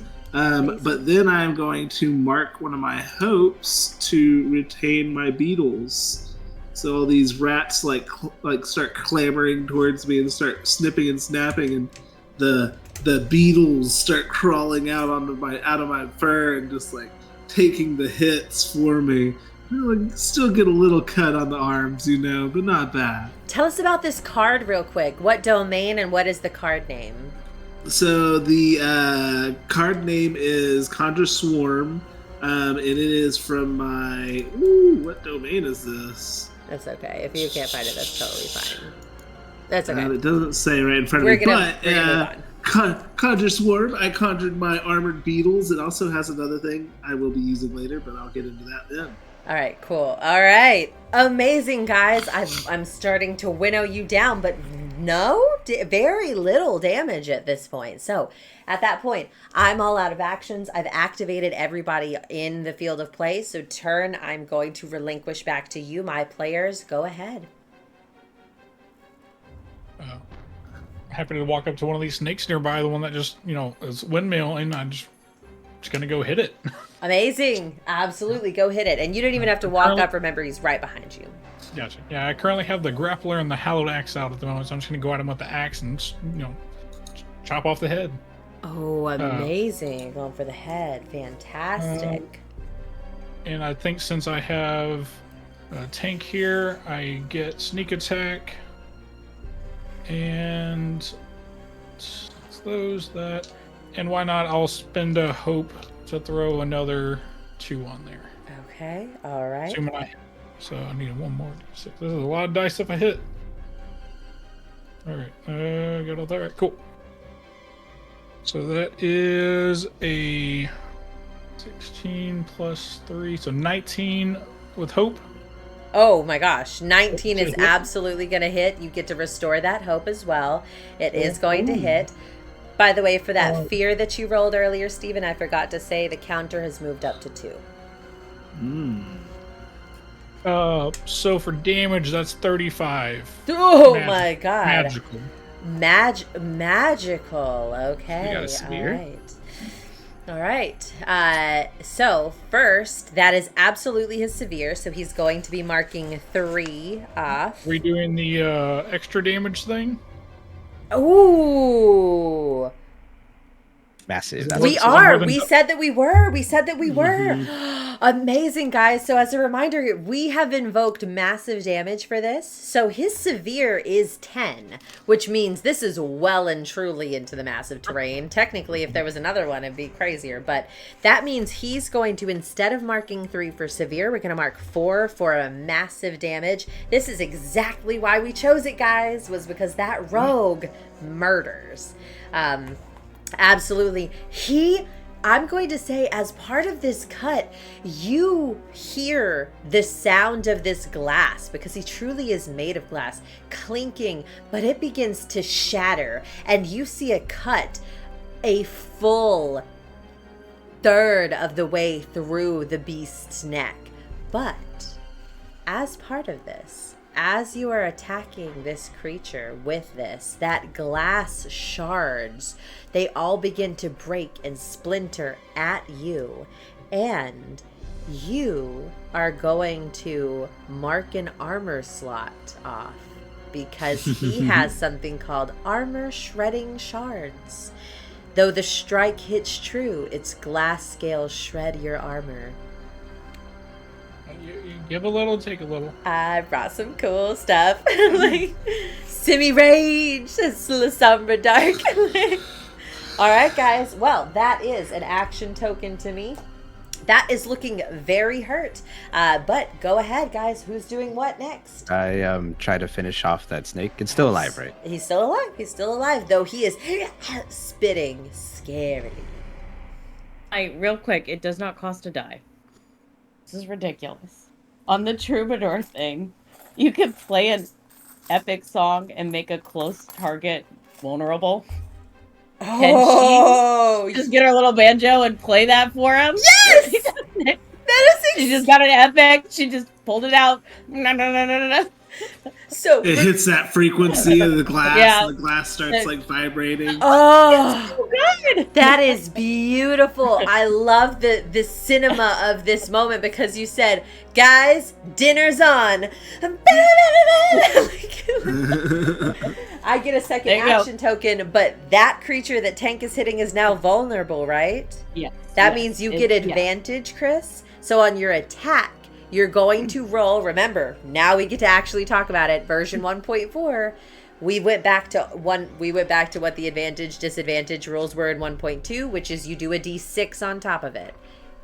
Chris, anything else before you make your attack? I know you're making one. And I use that d6 to hit, right? Yes, that one specifically because of vulnerable. But you have another d6. She's just giving you all kinds of d6s. Is vulnerable no longer the advantage thing, or is the d6 is advantage? I'm sorry. Yes, yep, exactly. 2 9s. 2 9s, a critical hit. Oh my god! Already, let's go. Good job, guys. Okay, fantastic. So real quick, we haven't been talking about this a lot, guys, but first of all, you get a hope, but you also deplete a stress if you had any. I don't know if you did, but we haven't really talked about that a lot. You get to take a stress away if you have any. Do you have any? Forgot about that. No, not stressed yet. I didn't think so, but that's what criticals do, guys. So very, very good. All right. So don't forget the damage on a critical. You take the total of what your dice you would have rolled is, and then you roll dice on top of that. I would like someone to, either Justin or Steven, look up critical damage, because now I think that this is for the GM as part of the new critical thing, that you just do the massive damage amount, which by the way for us is 4. But I think that you're right, that players are still that. It's going to be fine here no matter what. So for the damage, you take the maximum of the roll plus it again, right? So what is your damage dice? So I got 2 9s. Yes, but what is your weapon deal for the damage? It should be 2d8 plus 5. Okay, great. 8 plus 5. So you're doing 16 and roll 2d8, and you're going to add that on top of it plus the 5. Critical hits are massive. So go ahead and roll 2d8. Somebody have a calculator ready. This is about to be wild. All right, 8 and a 2. So that's 10 plus the 16 from the max. So that's 26 plus the 5 is 31 points of damage. Now this puts it into the massive category. But frankly speaking, he only had like a third of a neck left. You are going to smash through this glass creature. Now, as you're doing this, explain to me what this looks like as you murder this creature. I take a page out of Gimbo's book, and I go full Southern. I grab it, and I bap the head off. Amazing. This is very warrior vibes, by the way. Like, you're learning the combat stuff. But, again, I need you to mark off one of your armor, because as you're doing this, those glass shards are spraying across your body. Smash some glass. Smash some glass. Thanks, Gene Screen. All right. Fantastic, guys. Yeah. Did I, just because I want to use it, the ferocity. So I'll spend 2 hope. Okay. And then for that one, when you cause an enemy to mark any hit points, spend 2 hope to temporarily increase your evasion by the number of hit points you dealt. Ooh. Oh my god. By the number of hit points you dealt would have been... Oh, see, this is so where... how are we doing that? Yeah. Well, here's the thing, okay? It's not the number of hit... It's not the value of the score. It's not 31. It's the number of hit points, which for massive damage is 4. Now, this is where rules lawyers would come in and say, well, technically, he only had 1 health, but I don't believe in that shenanigans. Yeah. It's 4. You get your 4, okay? Nice. I never play crazy rules, okay? 4 is what he deserves. 4 is what he shall get. Okay. That's what's the crits. Yeah. They got plucked. Banjo plucked. Thank you, Bows. And then it lasts until I take a hit. Oh, that's right. Yes. Oh, this is that thing we were talking about. I got to bring some heat at you. Okay, it's coming. And really quick, hold on. Yeah. This does not require a dice, because this is, you can use an action to perform each song once per long rest. She's going to move on to a heartbreaking song so that herself and a close ally, which is Tank, can get a hope. So you can have a hope back, and I can have a hope. Oh my god, Kayla, which is heartbreaking.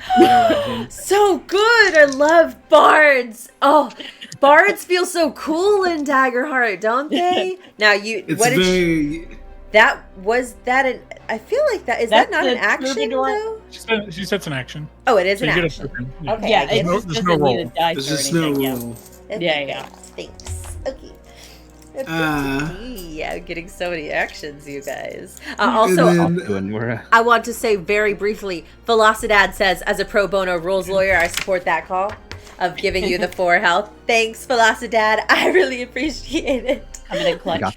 I truly do, because Velocidad's word around here is golden. He's got the solid. rules. He never misses. Got some good rules, yeah. All right. Okay, great. Well, you guys still, I mean, like, I'm not gonna jump in just yet. So you guys, What are y'all doing? At the rats that are surrounding me. They just leapt up and they bit at me, and they took some of my beetles, right? Did. Yes, they did. Well, what they didn't know is they also took some of the fireflies that I still have. Oh God! So that would be a 15 to hit. Against the yeah. Are you now? You can only attack like one. So it's I'm using my Conjure Swarm ability again. But I'm using the second half of it called Fireflies. Okay. You make a spellcast roll against any close enemies. On a success, spend a hope, and then they have Fireflies swarm them, doing 2d8 magic damage to all targets that you succeeded against. Oh my God. You're so cute. Okay, well, yeah, absolutely that's gonna hit. Yeah, 100% it is. Yeah, their difficulty is 10. You rolled 15. Cool. Was it with hope or with fear? It was with hope. Oh, God dang it. Yeah. Wow. Go ahead. But I'm gonna burn that hope immediately because I'm gonna use it to deal damage, and I'm gonna use that D6 from Anura to add some extra ow to it, and that'll be 12 damage to each of them. All right, I should have done what I was gonna do. Okay, great. All right, so you are you shred these rats to bits. Okay. Yeah. Tell me how this looks with these fireflies. So like they're like coming back and then like the beetles like they're chewing on and stuff, but what they didn't know is the fireflies actually got into the fur around their necks, and then they just like start heating up and they like catch their heads on fire. Oh my God! Flaming rats just I'm gonna say as part of this that they run and they start trying to dive into the water. You like hit one as it goes, but they're diving into the water, and then you see their little lifeless bodies kind of bob up to the surface of the water, and you just see these dead rats. Dang, guys, y'all are wrecking this combat. I'm jumping in. Doesn't matter that y'all haven't rolled anything. That's enough. I'm gonna be spending 2 of these action tokens to jump in. Okay, that's enough. I gotta really do something. Thank God I still got that fucking snake. Okay. All right.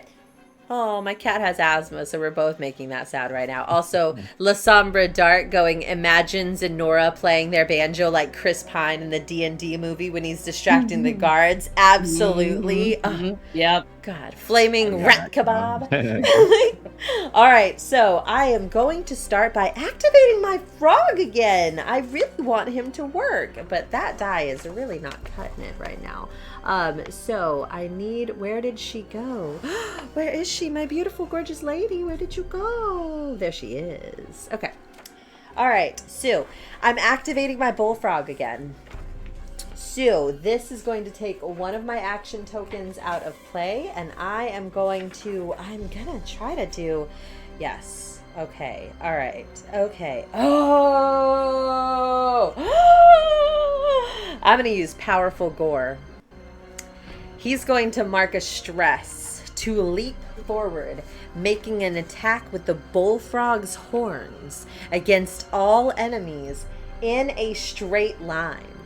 And I'm gonna say all 3 of y'all meet that standard. Would y'all disagree? And the GM, I feel like it's reasonable, but I'll hear it. I'll hear you out.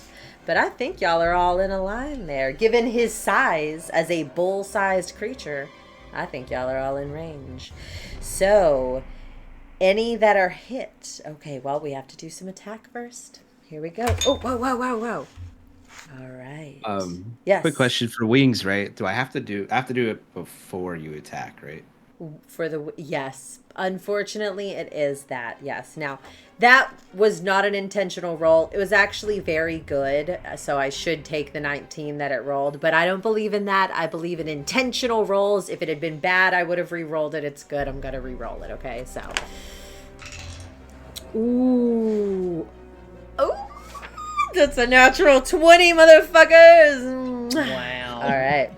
And So that just hits, right? That just hits, and with man, I love re-rolling. I love being honorable. The dice reward you for being honorable.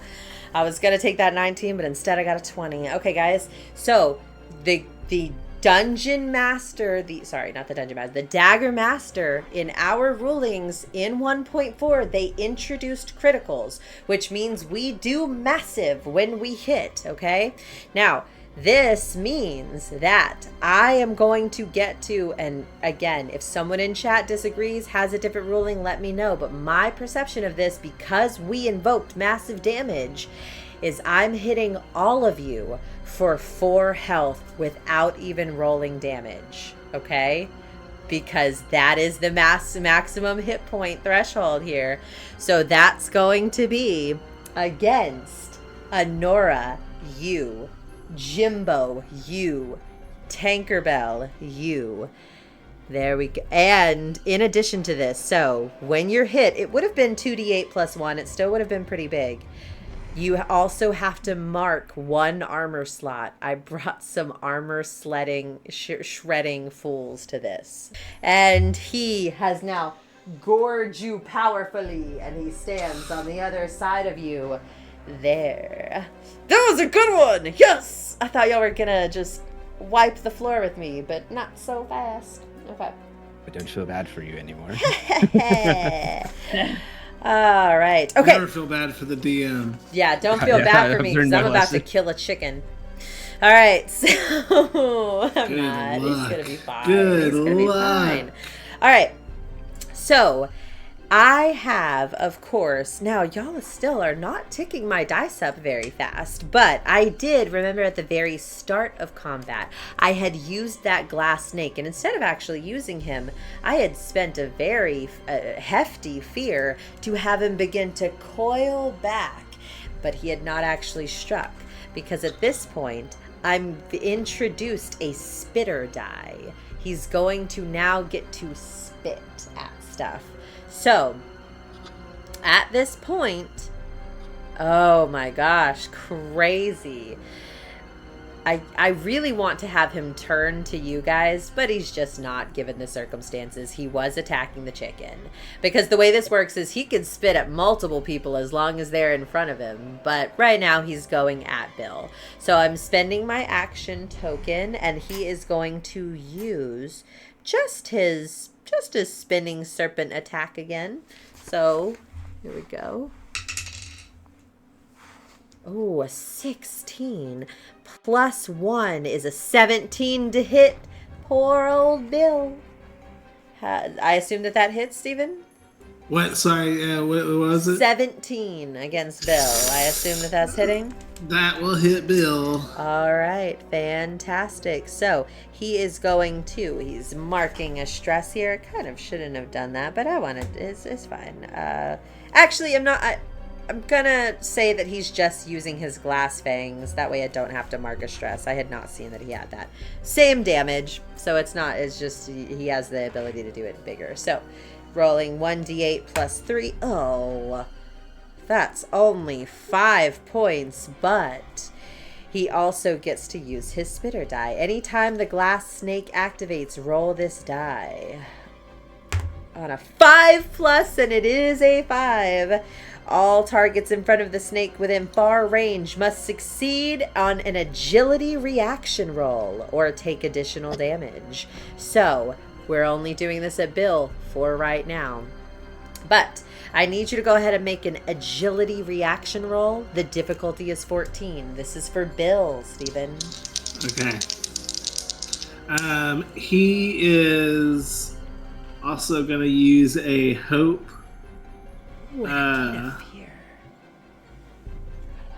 To use his experience quick like a butterfly to help him dodge. Okay. All right. Great. Fantastic. Let's go. All right. That's solid. That's 19 with hope. Oh, wow. That succeeds. That succeeds the check. It was 14. So it's not going to actually happen then. He's not going to take the additional damage as hundreds of shards of pearlescent glass spiral towards Bill. You see him just just dodging right out of the way. He is, though, going to take that 5 points of damage. I assume that's in his minor, probably. I don't actually know. He just takes stress. That's right. And he only has once he 3 gets- still? Right now, yeah. He'll get more as we level up, but right now he's only got 3. All right. Okay. Now, Velocidad, as always, just a gentleman and a scholar. For a deadlier game, you can allow GM rolls to critically succeed. I'm not taking a vote on this. I get to critically succeed, you guys. If y'all do, I do. Much like PCs do. Whenever you roll a 20 on the D20 during an attack roll, it is considered an automatic critical success. You succeed at what you set out to do, and you gain a fear. Now, I don't see the ruling about the health, but I do think that's how it works. We'll look into it after the game. I don't think we're gonna... If we TPK in this moment, we'll take a moment to really look through the rules. But in addition, I gain a fear. And it's been a while since I had a rock. So thanks, Gimbo, for your rock. No problem. All right. And now, unfortunately, though, guys, the only good news there is right now is that I only have 2 people to activate. I can't do anything else. So play relinquishes back to my players. Now listen. Uh-huh. Again, before any of my friends close to me move, I got one more song. If y'all are cool with it, it's when you play a relaxing song, you and any close allies heal 1 hit point. Oh, that's so good. So since we were all in a row, we would all get to... So that's our last song, though. After that, her little troubadour And thing that's is per spent long until her rest, next right? long rest. Yes, Oh, she spent. wow. Okay. And I know, right here in the morning. Here in the morning. Ooh. It's But just I've anyone- never used him before. So. I love So- it, Kayla. It like specifically says hit point. It says, when you play a relaxing song, you and any close allies heal 1 hit point. Okay, I was just asking. Oh, no stress. Nah. No stress. I was just checking. I'm looking out for Ted. I'm looking Also, out. Bill's not Bill's close. got- He's Bill- not card long side distance. Oh, I do have a spell for stress clearing, though.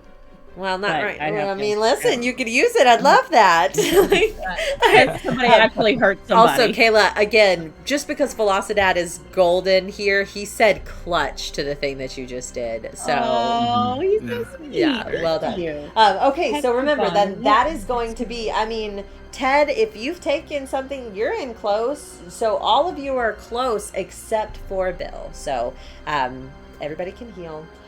By the way, just for the question of, oh my gosh, what is Broussard doing at this point? He is shocked and dazed. He does not know what to do. And Cato is still standing there with his arms spread wide. Attend me. Oh, Jesus Christ. Yep. Just want a hug? Attend He me. sure does. You do see again the shadow that is on the ground around him is so much larger than his shadow should allow.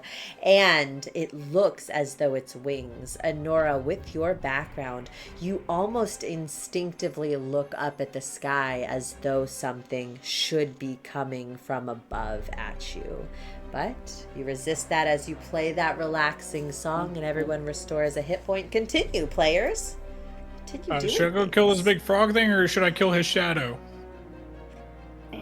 I'll go hit this big frog thing. Oh, yeah. We'll talk. All right, fantastic. Wait. Actually, no. You have the magic weapon. You go hit the shadow. I'll hit the I'll frog. toss thing. it to you. All right, so you got a frog to fight? Is that what we're doing? We're fighting a I'll move frog? over there and hit the frog. All right, fantastic. The frog is still next to someone else currently. Next to me, I believe, right? Uh-huh, yeah. You and Bill on the other side. Well, actually, at this point, I'll allow that he is either... No, he's close to both of you. He's close to Bill. He's close to you. You're fine. You're trying to get advantage, right? You're fine. Don't worry. Not advantage, just at least Crazy the, sound in someone's yeah. background. Oh, it's better now. Something is happening. Anyway, go ahead. So yeah, I'll just walk up there and give him a good smack, and I will be using 2 hope on this one. Ooh, okay. Yeah. Oh my gosh. It's crazy that you can like one-shot stuff so effectively with this massive damage thing. If I hit, let's If see. you hit, please don't. I'm It's making it effectively one harder. chalice. I'm making the hit harder because I'm invoking his experience of territorial. This is his swamp homeland. We adversaries have experiences to add as well. So go ahead. So do I need to roll anything, or just his like His evasion's just evasion is higher. Yeah, cool. So that is 14 plus 3, so 17 to hit. that hits. It's 16. Cool. That hits. It is with fear. Ooh, amazing. But hopefully, maybe this will be enough damage. Yeah, I mean, it's gonna be another So many rock. die.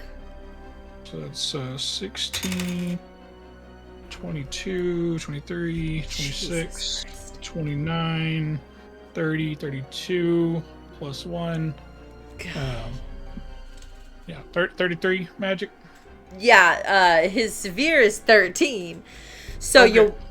you'll well and truly massive damage him, and he has, read 'em and weep, 4 health. So this allows you to one-shot this frog.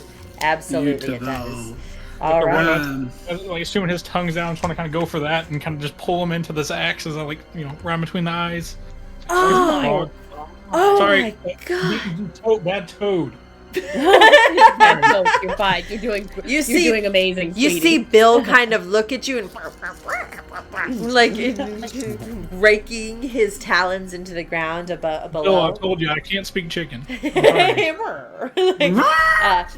You rolled a fear though, so we're at 3 on my d6 of countdown die. Although in this case it's counting up. That's fine. The bullfrog is dead. Y'all have killed my bullfrog. You've killed my rats. You've only left me a big old snake. All right, so the frog is there. Yeah, I Now was up next to the road. Yeah. the frog's dead. He's gone. He's gone. Sorry, I can Oh, see that's forward. right. I see what you mean. Absolutely. I know I'm delayed over here, so I wasn't sure if it had already been moved or not. He had not. But I am gonna, like, again, we're theater of the minding very slightly just so that you can see where stuff is, because if I move you, the snake's out of sight. Anyway, all right, so now you rolled a fear. That means it's my turn, and I don't have a ton that I can do at this point, but to Like, make kill the thing that can deal 4 damage to all of us at once. yeah, that's what I'm doing. That's absolutely what I'm doing. Now, I have to roll a 5 or a 6 on this die. I need to get... Velocidad has a dice cam. I need one of those. Come on. 5! It's a 5 again. So because you had rushed there in front of this frog, he turns to you away from Bill and he's going to begin spraying that acid. Where did it go? I've lost him. Here he is, giant snake. He is now these hundreds of shards of pearlescent glass spiral towards you, and it's going to hit anyone in front of him in a far range. Because of how he's turned, I'm saying that this is all of you. You're all in front of him at this point. This is going to be first an agility reaction roll. So you are all making agility rolls. Remember, you absolutely can add your experiences if you say it before you roll, but you cannot do it if you already roll, okay? Slippery might work on this, Kayla, just as an FYI. That's what I was about to add that one. Maybe if it would help to it just bounces off her skin. Absolutely. Now what? I'm doing the 12 die. Yes, both of them. So you're rolling Both. the duality dice, you're adding your agility, plus if you have an experience, you're invoking by marking a hub. Chris? Could I use Courage of the Weak since I took that massive hit and I'm feeling a little vulnerable? I would say yes. I would say absolutely. So you took that huge hit and you look up just in time to see the fear kind of in your heart, and then you use that to propel you forward. All right? I'm gonna Hey, use guess what? watch your step and try to watch where I step. Yeah, absolutely. You can use that. I feel like Kayla has rolled another critical over there. I'm seeing her face. Sixes. Yeah, Kayla is made for this game. La Sombra Dark says splat, and I feel that about myself right now. Jesus. Okay. All right. that critical success. So remember, you get to restore your hope and de-stress if you had a stress. That's how it works. How's everybody else looking? I got a 10 with fear. 16 with fear. I got 13 with hope. Okay. All right. So first, the difficulty was 14. So both Steven and Ted and Gimbo are going to fail. But 2 of you rolled fear, right? You had 2? Yeah. Okay, great. So I am going to take one of Jimbo's fears. I'm just building up a little rock collection. And finally, remember, one of your pearly whites, Tank. All right. So with this, my failures were Ted. And Gimbo. Oh, wow. And I'm going to go ahead and do my 1d10 of damage. So that's going to be right here. 1d10 plus 1. Oh, 2 points of damage. Jeez. All right. 2 points of damage against you guys. I assume that is either in or below your minor thresholds. That is at my minor, but I'm thinking I'm just going to do a little armor slot to just do no damage. Okay. And Ted? It's below yours. It is... What's your minor threshold? My minor threshold's 1. Oh, it's still 1. Okay. But can I use an armor slot to make it 0? Absolutely, you can. Yeah. Yes. Then I'm going to use one of my hopes to reuse my beetles again. Amazing. Okay. Okay. So, as I'm like dodging, there's like beetles taking glass shards for me. Yeah, you see these like glass shards just dink, dink, dink off of all of these beetles, just mitigating all of this damage. Now, you do have to roll something to see if you keep that slot active, right? Wasn't there something like that, I thought? I just use a hope to keep it active. Okay, great. Yeah, all right, so fantastic, great, burn beautiful. another hope. And Jimbo, how does your armor look as you're shredding another slot? I'm halfway down. This is kind of taking out my... I don't know why I'm assuming this is taking out my kneecaps. My armor's down there protecting my legs. God. Oh my gosh. Just take, leg armor. I took an arrow to the knee once. Okay. Now, this is the fun thing for me, you guys, is that's not even his action. That fear that I used at the beginning of the thing, that's just his spit. So he's still going to be able to close the distance here. I'm going to have him go to right here between the 3 of you. He slithers and skates here and arches back. Now, in this moment, Anura, you there, eyes wide, I'm going to say that he arches up right in front of you, and you see inside of his stomach, because you can see through the glass. You see, what color is a tiger stone? No. I'm sorry, what? Yellow, yeah. It's brown. Oh, brownish yellow, yeah. Brownish yellow, yeah. You see the color of a tiger stone inside of this snake's belly, surrounded by viscera. Are you kidding me, Rachel? I'm not. Rachel, is that my sister's speaking stone? Who knows, guys? Rachel? Love you. All right, and he's gonna attack with a spinning serpent moment. You.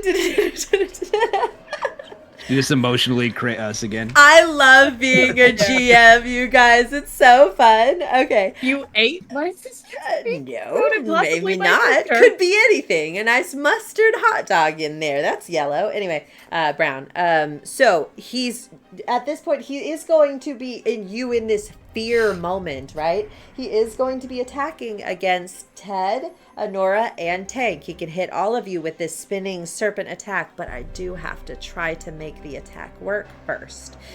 Only gets a +1. But that's a 15, though. Can I use my wings? Yes, you were saying that before. Absolutely. You were. Yeah, that's fine. So mark whatever you need. I think it's a stress, right? Okay, yeah. Mark your stress. And that is a 15 to hit. Now, I don't think this is going to hit Tank at your current, right? No, I'm at 17. All right, but this is taking that 5 down because this is the first hit that targeted you, right? So we're going back out of that.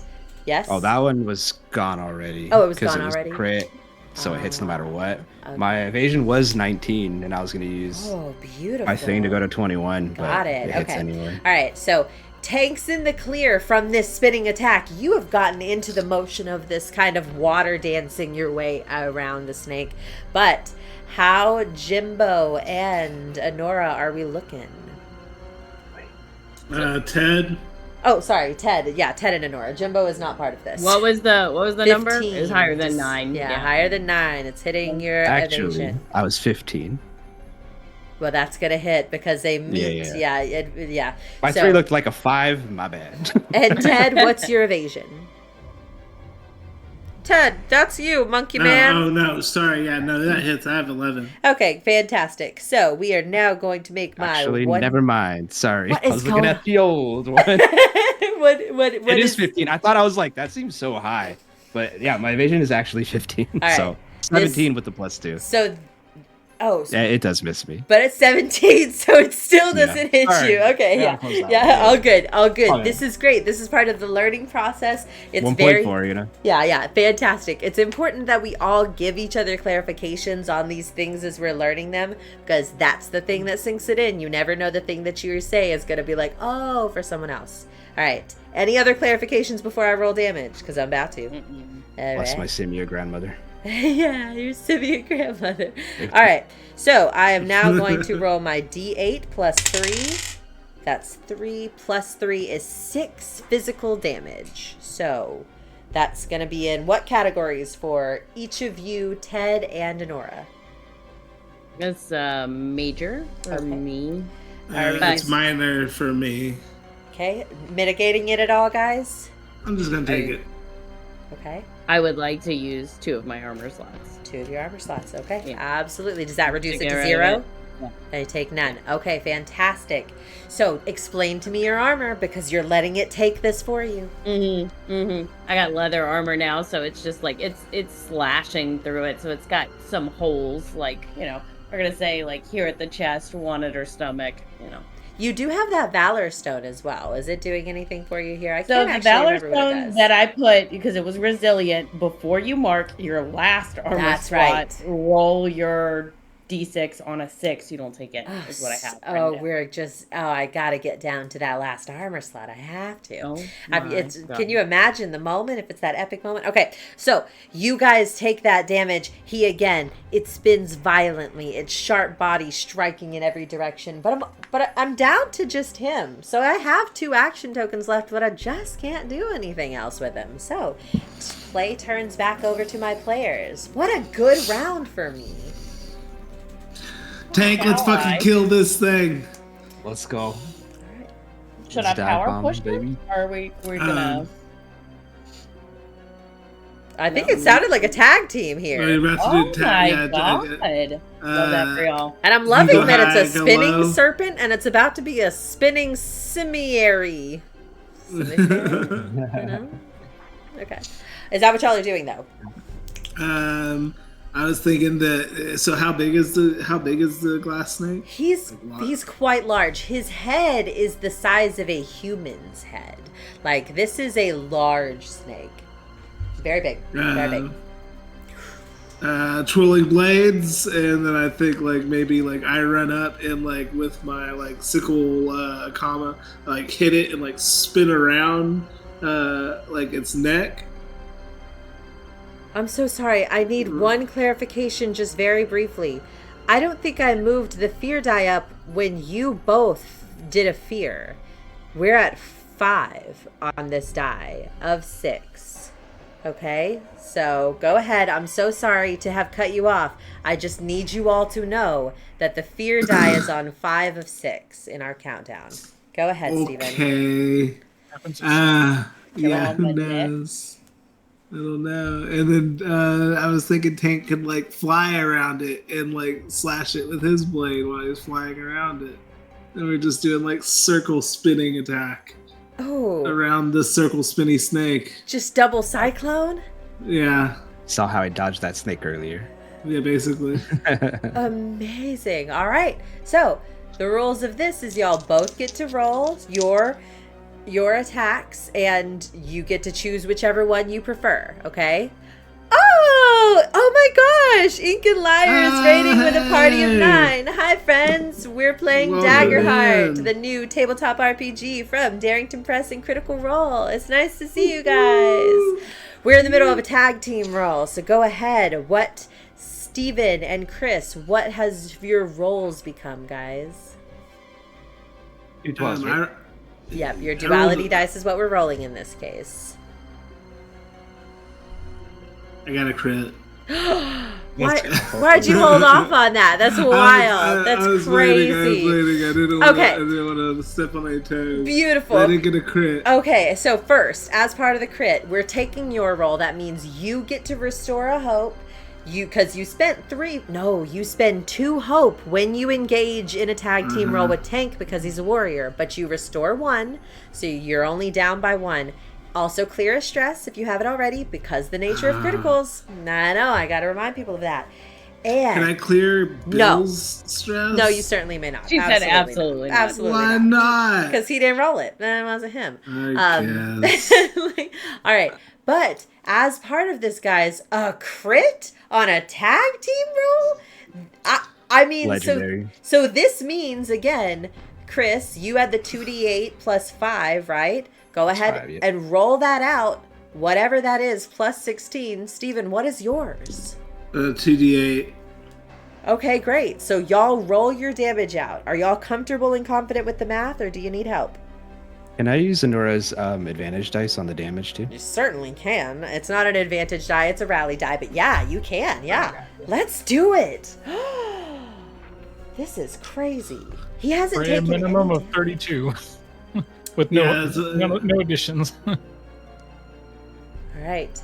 So Steven, you rolled, it's a minimum of 32. We're just doing this to learn the math of it all. I would be dealing 20 damage from my end. Okay. Chris, how much was 19 from me. 19 is the 2d8 plus 5? Plus 5 and then plus plus the my 16? advantage rally die. Okay, great. Now that's 19, but we also get to add the max value of the 2d8, which is another 16 on top of that. So that becomes 35 points of damage if I'm doing it right here, guys. 35 means 36 for him, right? What? What was that? 35 damage for me and 36 for him. I thought you did 20, Steven. I did 20. I did 20. So 35 from you, 20 from you. Are we all clear on that math? It's wild here, this critical roll. Yeah. So 55 points of damage total. Now, Jesus, what a hit. Okay, now, but the thing is this snake has not been hit yet. And he has 5 health. Now, that is massive damage. But I'm going to say that you slash pieces of him off, but remember that he has the armor shredding shards. Both of you are going to mark an armor off as you're hitting him as part of this, and he has just a tiny bit of life left as you have cut into all the pieces of him. He's kind of jittering around, sliding. And I think because of how epic that moment was, I'm going to slide in. I'm going to have one last moment with him. I'm going to spend a fear, and I'm going to spend one of Gimbo's. I have so many.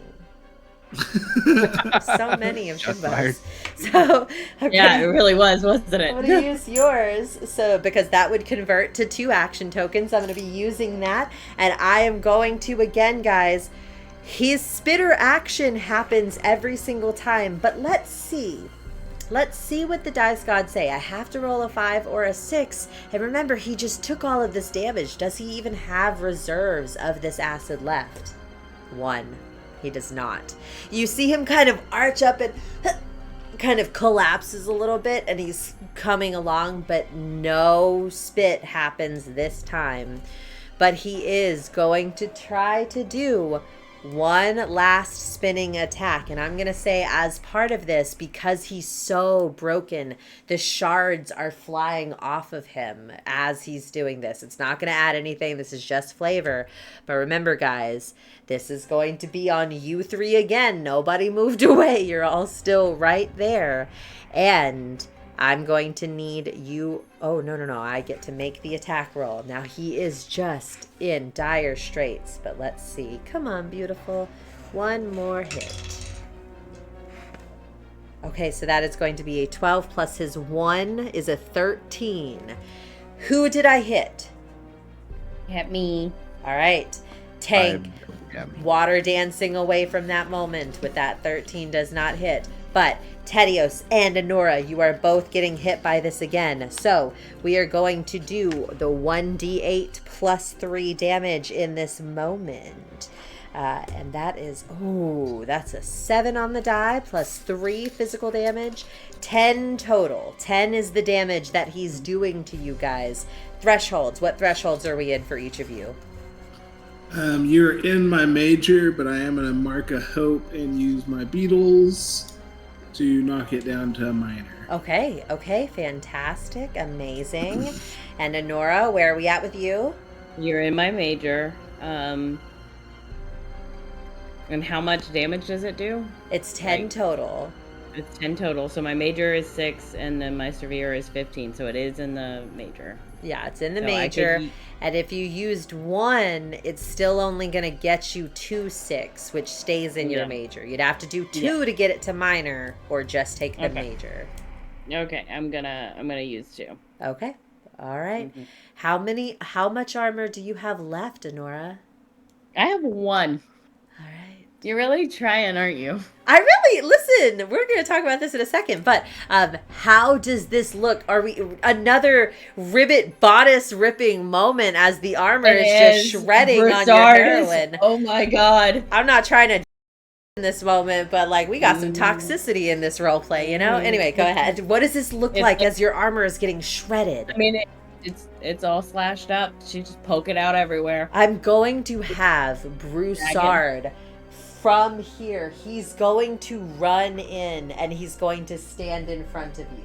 I'm not going to even use an action. Maybe. Oh my god. Anyway, I'm not going to use an action as part of this, okay? But he is moving in front of you, and remember, he is a burly, buff Broussard. This is a strong ribbit, and he is pushing you backwards as he's seeing you, and he's standing in front of you, wide-eyed and scared, his gaze shifting between this serpent and back to Cato the Elder, his patrilineal. He's the goddamn paterfamilias, you know what I'm saying? Like all right, now that's very cute. That is his turn. I've expended my action token to do that. Turn relinquishes back to you guys. We're in the final push. What are you doing? Save to Fwog, says Le Sabre Dark. I agree. He has 1 hit point left? He has 1 hit left, Y'all, I know this is ridiculous, but how would y'all feel if I marked a stress and used my tongue as a finesse weapon for the last hit?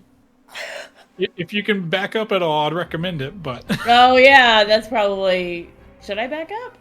If you still can how reach close it. do I have to be? You can use your tongue to grab onto things close to you. I have to be close. You're So still that's close, not close. very So close. should I... You're well, fine. yeah, but if I back up... You can still back up a significant... You can still back up a little ways. There's very... Yeah, How do y'all if feel? you- Did if- y'all have something else y'all wanted to do? 'Cause No, really go is for it. tempting. Sounds I awesome. was going to shoot the grappler just to do something ranged, but if you can do... Yeah. Just for Okay. flavor, could I put you on the lily pad? Absolutely. Okay, great. Yeah. So you're gonna Say hop, less. you're Yeah. gonna hop back onto the lily pad because I gotta put a frog on a lily pad, you guys. All right, it's not technically in close, but we're all flavor guys. Yes, tongue punch. Oh hell yes, drop it with your tongue. People are having a great time. Gonna end how it started. Okay. So Frogs on lily pads. Let me color in a little stress real quick. Okay, hold on. Now, And remember, then you can mark a stretch to unleash it as a finesse close weapon that does D12 physical damage using your proficiency. So, like, I have to roll to hit first. So, is it 1 or 2 of these? it's both. This is Both. your attack. Okay. And remember, attacks in this game can use experiences if you have one you want to invoke, because this would, I mean, it's Swamp Princess. This is not the first time she's had to use her tongue. So. I said her first time. No, okay. You're defending your home. You're defending your home. Right, I was, too. yeah, absolutely. And It's your true. tongue, Yeah. you know, let's go. Yeah, my Let's tongue. go for it. This is how. Absolutely. Okay, so give it a flick of the tongue. Okay. Don't roll fear. Don't roll fear. Okay, I didn't. It's a 6 on the hope and a 2 on the fear. So, but can I use my rally die or I can't? Well, first of all, it's a finesse, so make sure you add your finesse to that total score. It's 2 on the finesse. So Okay. 6, 7, 8, 9, 10. That's 10 plus plus your experience. Yeah. Okay, What is so that's 12. So, because it's 2 for Swamp Princess. Okay. Oh God, we're at 12, huh? That is just not gonna cut it. And I couldn't use my rally because I didn't say it first, right? Yes, you can. Absolutely, you can. Use that rally. You need at least 2 points on it. Don't roll a 1. Anything but a 1. The pressure. It's a 5. All right. Let's go. I put her away. His She's gone difficulty is 14. That is going to work. So, as Broussard has shouldered you out of the way, you turn and leap onto the lily frog, whipping back around, and slow motion, your tongue darts out over Broussard's shoulder, who looks back in slow motion and dives back. Roll out some damage for me, baby girl. Okay. So, because it's proficiency, I rolled 2 dice, right? That's exactly right. Yeah, because at level 2, 1.4, you get it without even adding. So we're 2d whatever your weapon is. Okay, so it is a fear though, but it's a 12 on the fear, and then it is. Wait, your damage doesn't use fear. What are we talking about? Oh, okay. I'm sorry. I was just rolling. I only have that. Okay, so it's a 12 and a 5. Sorry. Bad. That's good as shit. No. There's no way that your weapon is using the D12 okay. on your weapon. Okay, no, because it says finesse close weapon that does D12 physical damage. Okay. Right? You're right. I'm so sorry. Okay. What an excellent tabletop RPG player, you guys. She's played 4 or 5 sessions and she is kicking my ass. Let's go, baby. All right. So what was your total roll? A 12 and a 5? Yes. Okay. Now fear is not part of this again. Thank God, because I thought I was going to have to. Different colors. I thought I was going to have to kill an old man. Oh God, Jesus. Which is what was going to happen. Kato. Yeah, but it's not going to happen. Y'all didn't let that countdown get to 6. In this moment, Elnora, you tell me what this looks like as you flick against this last health point of this. It just goes all the way, the rest of the way, like through his neck. Just the last little tendons. Okay. She's covered in gore. You see the head spin, dealing shards out. Now, complex question for my folks at home. Any successful melee attacks against this creature also mark an armor slot on the attacker. Now, I think this is not in melee, but melee is the act of hitting. I think... Well, say my grappler, it still says close under the weapon thing, so it's not saying melee like the axe does. I agree. I think this is not melee. Melee in this game's context doesn't mean physical. It means range and distance. Okay, fantastic. Because I was about to have to take that last armor slot from you, but I'm not. I'm not going to do it. We always side with our players. Get him, Kayla, says Lasambra. All right, so that head spins in the air, and in this moment, as all of the enemies lay defeated on the ground, this snake kind of still jolting the way that snakes do, even glass ones, you see Kato, the wings from his shadow beneath him kind of dims and minimizes into him, and you see his eyes kind of roll back and he falls to the ground. And we have now ended our combat, you guys. Fantastic. Well done. All right. Combat's over, guys. Good job. Man, I shred some stuff on y'all. Ooh. That's going to come in handy. That's fun. Yeah. Good job, guys. Hey, just very briefly, the same way that we did the very first time we played, we're in 1.4. How did that feel to everybody? That combat. That felt a lot more fun. I don't know. I don't know. Fun. Okay. All right, It was great. epic, yeah. I like the massive damage too. I like the massive damage. It feels good with a rogue in the party. The crit from the enemies was a little confusing because you just automatically dealt 4 damage. I felt like even though I have like a lot of armor and I have ways to reduce damage by like half, Yeah. I don't feel like there's a chance for that. I think we should take a look at that after the stream. Can someone mark that as like an action item in the Discord? Because I think that's what I've heard is that a critical for me as the GM, you do the max damage, which is 3, but in our case using massive as an optional 4. So it does max damage of the dice or just automatically deals the max amount of hit points? Oh, see, that's an excellent point because I've been interpreting it as max hit points, but even that could be incorrect. Like I need to take a look for the at player it. side, it's max damage dice. And Velocidad is saying not in rules is written as far as I can find, and I love having Velocidad here. I really wonder what it means in that case. Let's That does feel pretty gnarly, yeah. It does. I It does. I have an ability where I can spend 3 hope to Let's just drop damage by half if it's physical. That's where I feel like that might have been a good chance to do that. That was on my bullfrog. Let's roll this out real quick, okay? We know that we dealt 4 health to you guys. Oh, Chris is gone. Totally fine. Let me go ahead and roll it out. I'm gonna do it the other way, okay? So real quick, that attack was 2d8 plus 1 physical. So I'm gonna go plus, and it was the critical version of it. So I'm gonna roll first. 10 plus 16. It's going to be 26. So for the people that hit, which was Gimbo, Tank, and Anura, right? So the 26, what does that fall into? Is it your severe?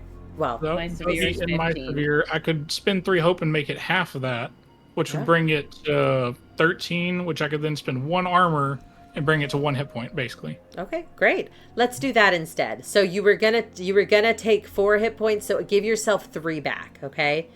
Because we took away 4, and you've reduced it to 1. Make sure you expend whatever. I think it was a hope you said, Kayla. 3 hope. 3 hope. Okay, fantastic. Severe is 15. Yeah, so you would have taken 3 because you don't have a lot of armor. But not the 4th. Yeah, because it wasn't 30, it was 26. Okay. So we're doing a little bit of a moment here, guys, and Tank is not here right now, but we'll check in with him. Remember the number 26. I think his severe is pretty high. Go ahead. Yeah, sorry, go ahead. No, you're good. Well, I was going to say, assuming looking at the optional roll for the GM critical success, it's just you automatically succeed, you get a critical success, and you succeed at what you're doing, you get a fear. It sounds like you would just do the regular critical success damage, and then you also get a fear instead of how we get a hope. Yeah. That's how I would interpret it. So basically, you do the max damage die plus the roll. Which is what got us to the 26. So I'm liking that. And Velocidad, I appreciate you saying not in the rules is written. So I don't know where that was coming from, honestly. I don't know if it was in an earlier iteration that I read or some community dialogue, but that feels real hefty anyway. So Tank, if you were Chris, to say to get 2 of those, that would instant kill possibly the party. Oh yeah, massive. Okay, so Chris, real quick, we're doing a little retcon real quick. Yeah, I had the headset, so I was listening in. Okay, great. So real quick, tell me, what is your severe threshold? 18. 18? Okay, well then this would only go to your severe, which is 3. You could have chosen to reduce it. So first of all, give yourself back 1 health. That's first. Because we're dropping it from that. And then, did you want to use any armor to mitigate that down from 26? It's a very big number, but you could use armor to mitigate it. I know that you do big armors, I think. Yeah, since my armor's only 3, I'm just going to let that ride. Okay, so you took 3 instead of 4. All right. I'm happy with this. Are we all happy with this? And we have a rule? Okay. Thank you, Justin. That was very helpful. And thank you, Velocidad, as always. Fantastic. Yeah, Velocity's great. Always popping in and helping us out when we're in the middle of it. It really is. In the thick of it. All right. Justin, you look like you had something. Was there anything else? Nope, I was just looking over something. Okay. To make sure I didn't miss anything since we were moving stuff around. I think I got it all. I love, Kayla, that you got that last hit. But we all liked, so that was still part of the discussion around the combat. 1.4, first combat in it. Everybody likes it. How do we feel about this advantage system? I think it is smoother. Mm-hmm. I didn't roll with it during that, but I think for a critique for myself, I should be doing more of the, like we mentioned before, trying to do the things that don't require rolls. Or I could maybe go try to move and hide. Kayla. Especially with the us trying to ungroup, we could have all been moving, doing something else. There was so much more movement that could have been done. I agree with that. I wasn't moving at all ever. Yeah. Yeah. Y'all absolutely could have been ungrouping. Again, this is just battle tactics that come out later. Strategy was to not spend an action token on it since my evasion's so high. Do we have to, if we were to just move, that's not an action, but we have to move and do something, or do something and move? An action by itself, an action by itself. Movement is either part of an action or an action by itself. You can move and do an action, or you can just move, but either way, you're spending something, Understood. But I mean, in that case, if you're moving, I don't know, pop a health potion, tie a shoelace, I don't know. Yeah, you can add on to it. Yeah. Move and hide. Yeah. Can you move and attack? Yes. Oh, Absolutely. Yeah. That's thinking about that. One of the things that is super different from Dungeons and Dragons, right? And again, everybody knows this from Baldur's Gate, is that in Dungeons and Dragons, all of the things you can do were separated by what it was. You could basically use an action, use a bonus action, within the confines of a round, use a reaction, and move. You could do all of those things once per your turn, and per initiative, your turn within the initiative structure. This game is different. In this, movement is just whenever you want to do it, just do it. But with movement, you can attack, or you do any action, and the movement is part of that, up to, I think it's close range. Might even be far. I have to look back at it. Very far, I know, triggers a roll to be able to do it, but you can move and act, or you can just move, and it is an action in and of itself. Does that make sense? I know I was talking as a new player, I would almost think of it as I'm gonna take an action and then mentally just everything that goes within that, because otherwise I thought movement was its own action and then attacking was an action. Yeah, only if you do it by itself. If you're just trying to get away and you're not doing any other thing, then yes, you spend an action token and you just move. But yeah. All right. That's cool.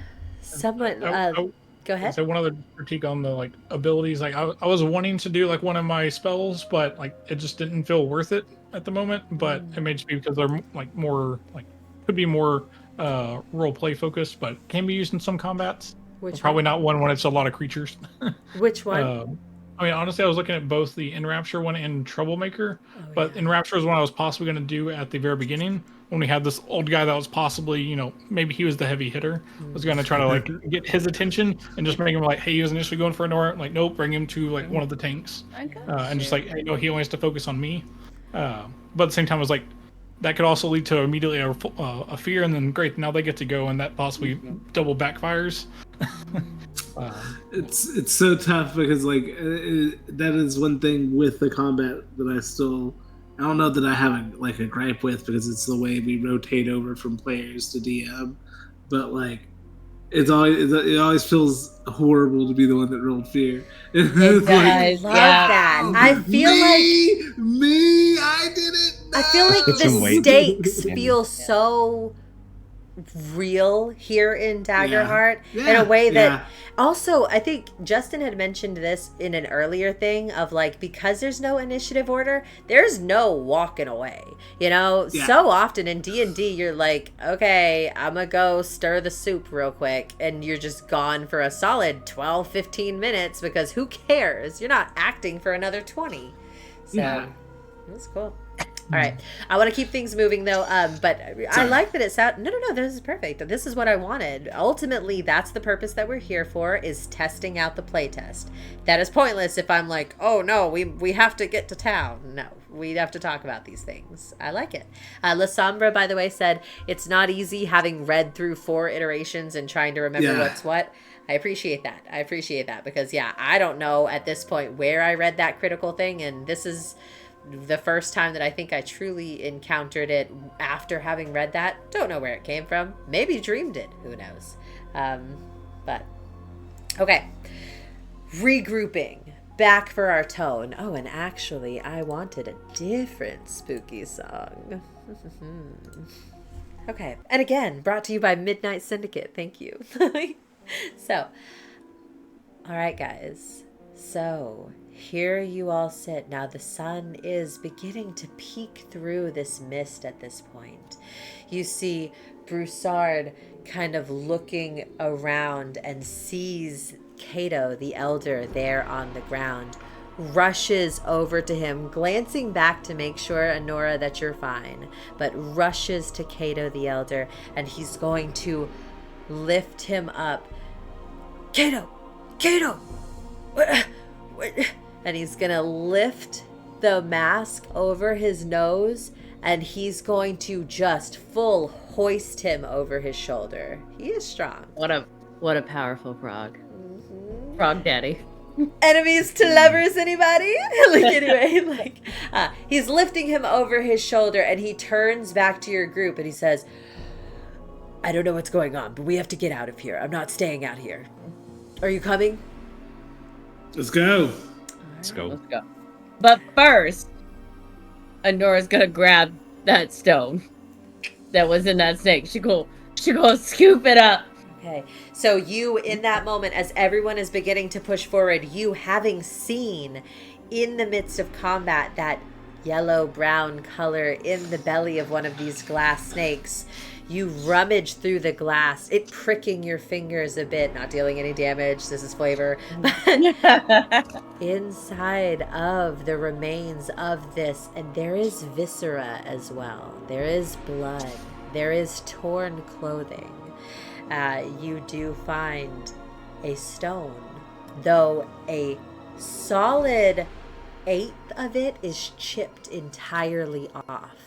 And you look there at the tiger stone, knowing that its twin, its sister, is in your pocket. Oh no, bro, says Gene Screen. That's right. Oh no, bro. Yeah. Oh no, bro. That's right, my friends. Very upsetting. Mm-hmm. She's. So, do y'all snakes normally eat trash? I should It's find not out. trash. It's not eaten from my your, you don't throw your broken stuff in the garbage? It has sentimental value. Jimbo. Oh, so, sorry, I assume your sister's finding back home that she threw her away your broken. There's viscera in here, Jim. Now, The snake Velocidad became does alive. ask an interesting question, and because of the nature of TTRPG in a streamed capacity for a small stream, I think audience engagement is a I'd fun like time. to inspect the clothes, the garments that we're in. Thank you, Velocidad. There it I is, would a like to- hat right in front of you. Just kidding. There's no hat. Oh. There's no hat. There's no hat. What's wrong with you? It's a red hat.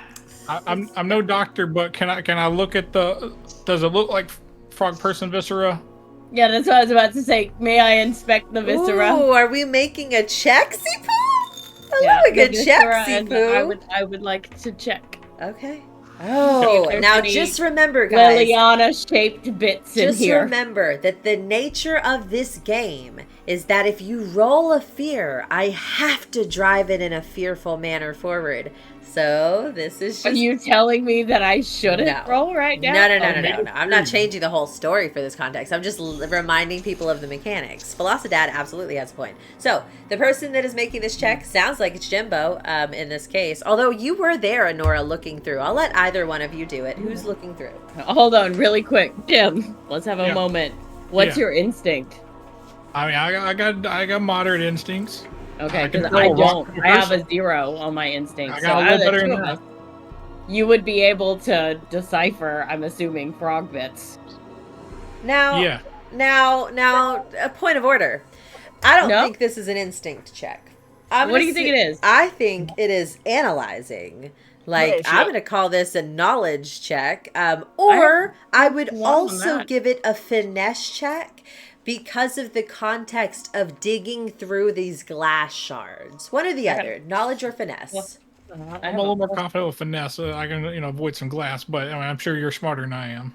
Well, I have a +1 on my knowledge and a +2 on finesse. What do you have? You got this. All right, we're gonna do the finesse. Let's go. Yo, I'll can hold I its mouth do? open. You're gonna hold his mouth open. for Now, everything. I I'm need to trying know, though, the thing that you're looking for, because we've had 2 conversations here. Are we looking to establish if there is a hat, or are we looking to establish if these are frog guts, like ribbit guts? I can't do a broad spectrum, like looking to I would see say if any you could. cloth I would or, say you like- could, but I'm going to add a +1 difficulty. Okay. Very small, but if you're doing both, I think it's fair. Can that I add a use Swamp Princess because I know what I'm looking for? It's swamp stuff. My sister is a I'm princess. gonna say yeah. I mean, because listen, this is why in my head, guys, a swamp princess is very learned. She goes through classes, including anatomy and biology. Now, she probably didn't dissect a frog, but she definitely is aware of what it looks like, So I'm gonna say yes. You have to spend Erase the a hope. little hope there. Yeah. Okay. Can I give her assistance with my tea artisan experience? Why would The- tea artisan help with this? It's This is like wild. tea leaves. It's like reading tea leaves. Oh my It's God, some you're mumbo reading the jumbo, entrails. and I Yeah, love you're it, like- but it's not applicable here. Oh, come on now. Also, This Jimbo one- is the one that's Oh closer. my Critical. God! Hold on. Do you I'm guys not- believe you- this, bitch? Hold on. Hold on. Let me see Can you those see that? D12s. That's a 7. That's 7. Okay. The other one at. Kayla, that's a Over 4. there. Just kidding. you I see can't see it at all. I trust you. Oh, I can't. It It's is a a 7. 7. Dang, It's a 7. she's good. God. Kayla is so good at this There's my game. sister in there, Rachel. Okay, now, but But wait, I clear my stress. Clear that a I took stress. earlier. add Yeah. your Hold on to hope the back. vibe, Both sister. of these happen. And Kayla, this is one of those situations where you get what you want and a little bit more. You get to tell me what's happening inside of this gut stomach. And I'll accommodate the story however you want. A little. What can I do that's a little bit Is it- more? You there? can Like, tell me Well, there's she's no hat, there. there's no Yeah, viscera. for sure. She is No, not no, there. she's not there. No, there's not any. And you know what? The She's just blood in alive. here and Yeah. the viscera is definitely not even frog viscera. I Like mean, it's this probably one of guy. those prison frogs. This guy ate a spider at some point. The blood is not even the right color. You know Is what I there mean? an item in there? Yeah, can I get gold out of it? Yes! Is there Is gold? there an item in You there? can Is have there gold? You Hank, can I have- love you. Is there gold in here? Yes, you can, and I'm going to explain why. Oh my god. All right, so first of all, guys, number one, I like giving her money because it's just so fucking funny. The idea that this noble frog, you know how life is just against us poors, but the riches, Yeah. they just find money That's everywhere. worse. It's just not Yep. acceptable. Wild. That's what's Snake happening. was holding it for me. And I'm going to say that you find inside of this bag, not only do you find gold, you actually find a bag of gold. Oh A my. whole bag. But the reason that you find a bag of gold Are you kidding me? is that it's a beautiful purse that you recognize. What does Liliana's purse look like, Anura? It's pink with blue stitching, and the little fiddle leaf is done like in a like a not a crochet moment, but you know what I mean, cross stitch. There you go. There it is. There it is. Wow. Now, I'm going to say, just for this, though, it's not a whole bag, okay? I'm going to say it's one handful inside of her bag, her purse, but it's a handful She's been of gold. spending it. She's been spending it. She's yeah. Squire saying, I was just thinking Close to gold. the sun. Squire's genius, yeah. Like, so we flew too close to the sun and it burned I us. shouldn't have asked for this money. Oh, I love it when people ask for stuff. Okay, so you feel, Anura, as God, your heart is inside of your throat as you're searching through this, fighting back the tears, even here in this fog of war. You grab the stone and you begin. You are a pristine girl. You don't dig through muck, dirt, but you do not care as you're digging through this, looking for any signs. You see not a shred of red, not a shred. And you see, well, except for the blood, but no hat, no fabric. And you see, you are confident that the size of this viscera and everything, it's from much smaller creatures. It's from creatures in the world. No hat, but maybe a beret. No beret. Yeah. Listen, the only people that wear berets She on this has no island. hair to wear it in. No. And then She's a frog, Rachel. Yeah, you can take that money as well.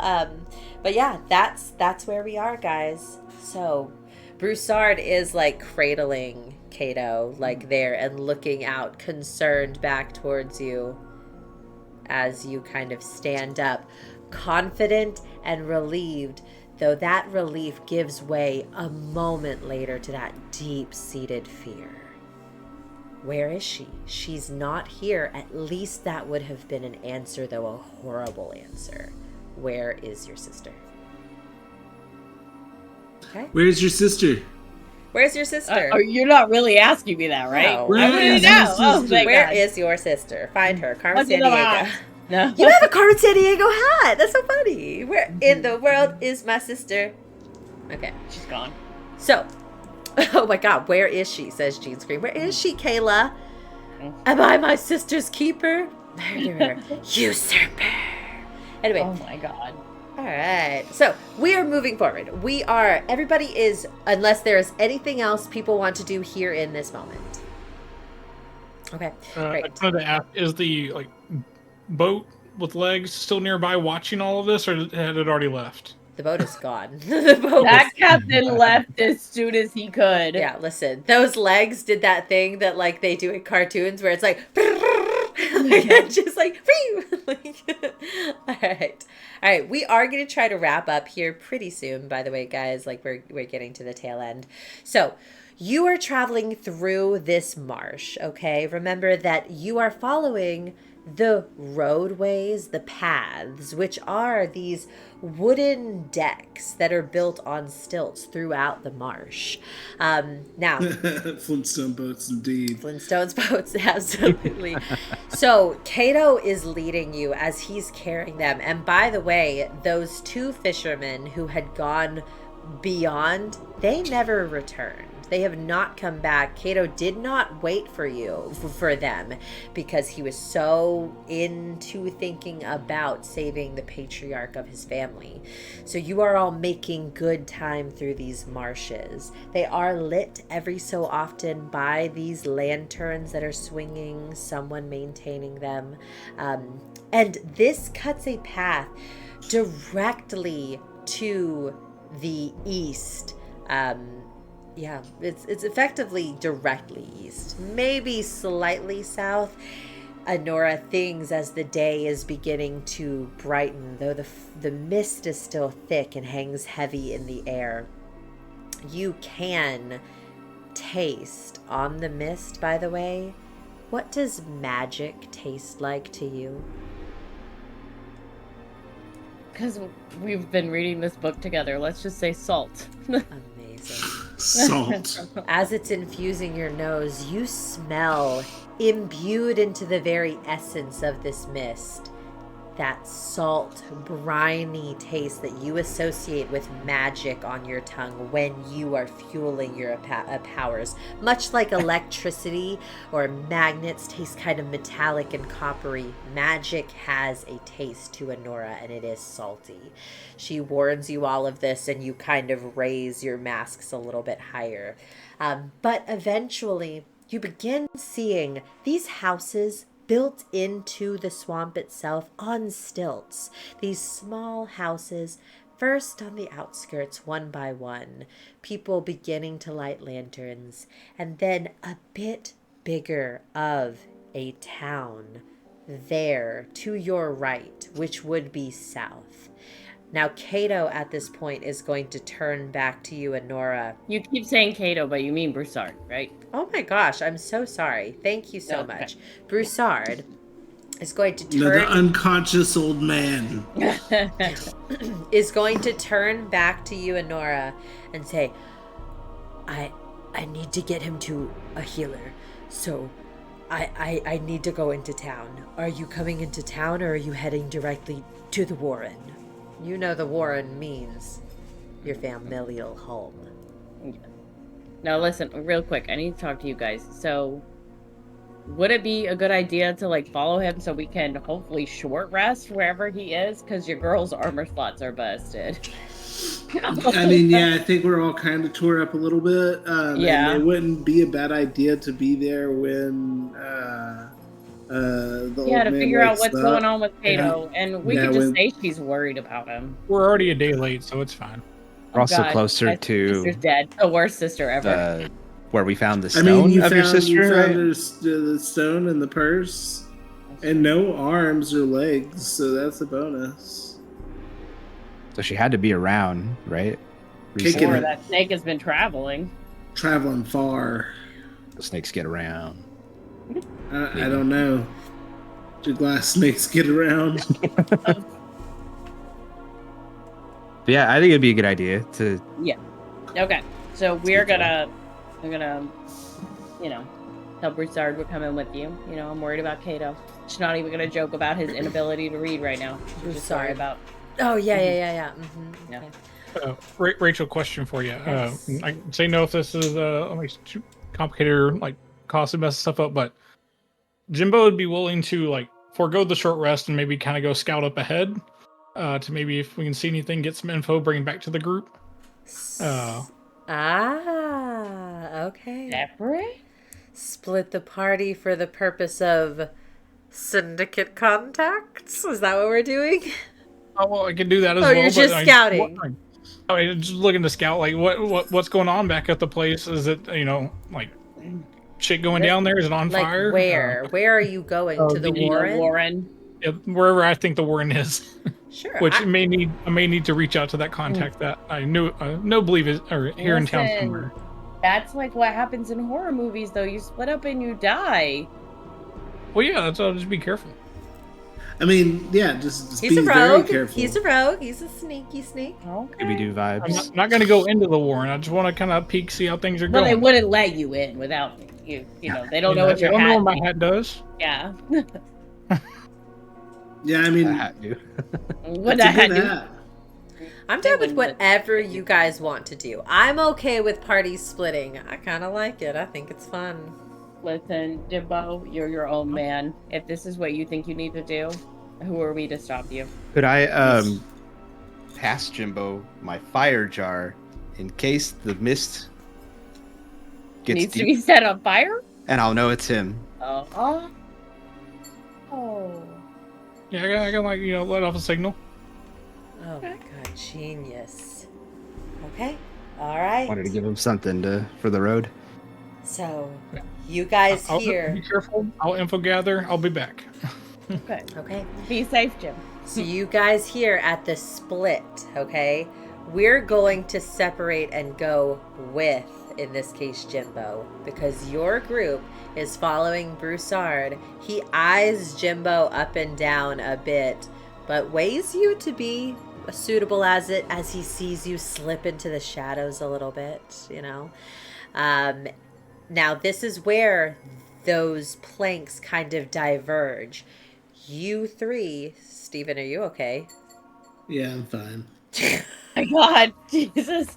She might be. Oh my God, what time is it? Yeah. I mean, it is 11:21. Yeah, just to be fair. we're gonna wrap it up, guys. All right, Okay. so we are going to move the party south into the town while you, Gimbo, begin scouting up towards the warren itself.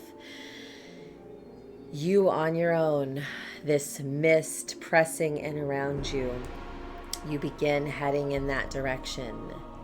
It's soundless in this morning. It's so much more quiet here away from the waterfront, away from the sound of those mosquitoes and those birds. You don't know what you'll find ahead, but you hope that you're able to return to the party with good news. All right, guys. And that's where we're going to end for the night. All right. Well, we will pick up here when we start the next episode. Remember, guys, we go live on Mondays, so we'll see you next week. But thank you all very much. I hope you have a wonderful night, and we'll see you next time. Bye. Bye. Thanks, everybody. Bye.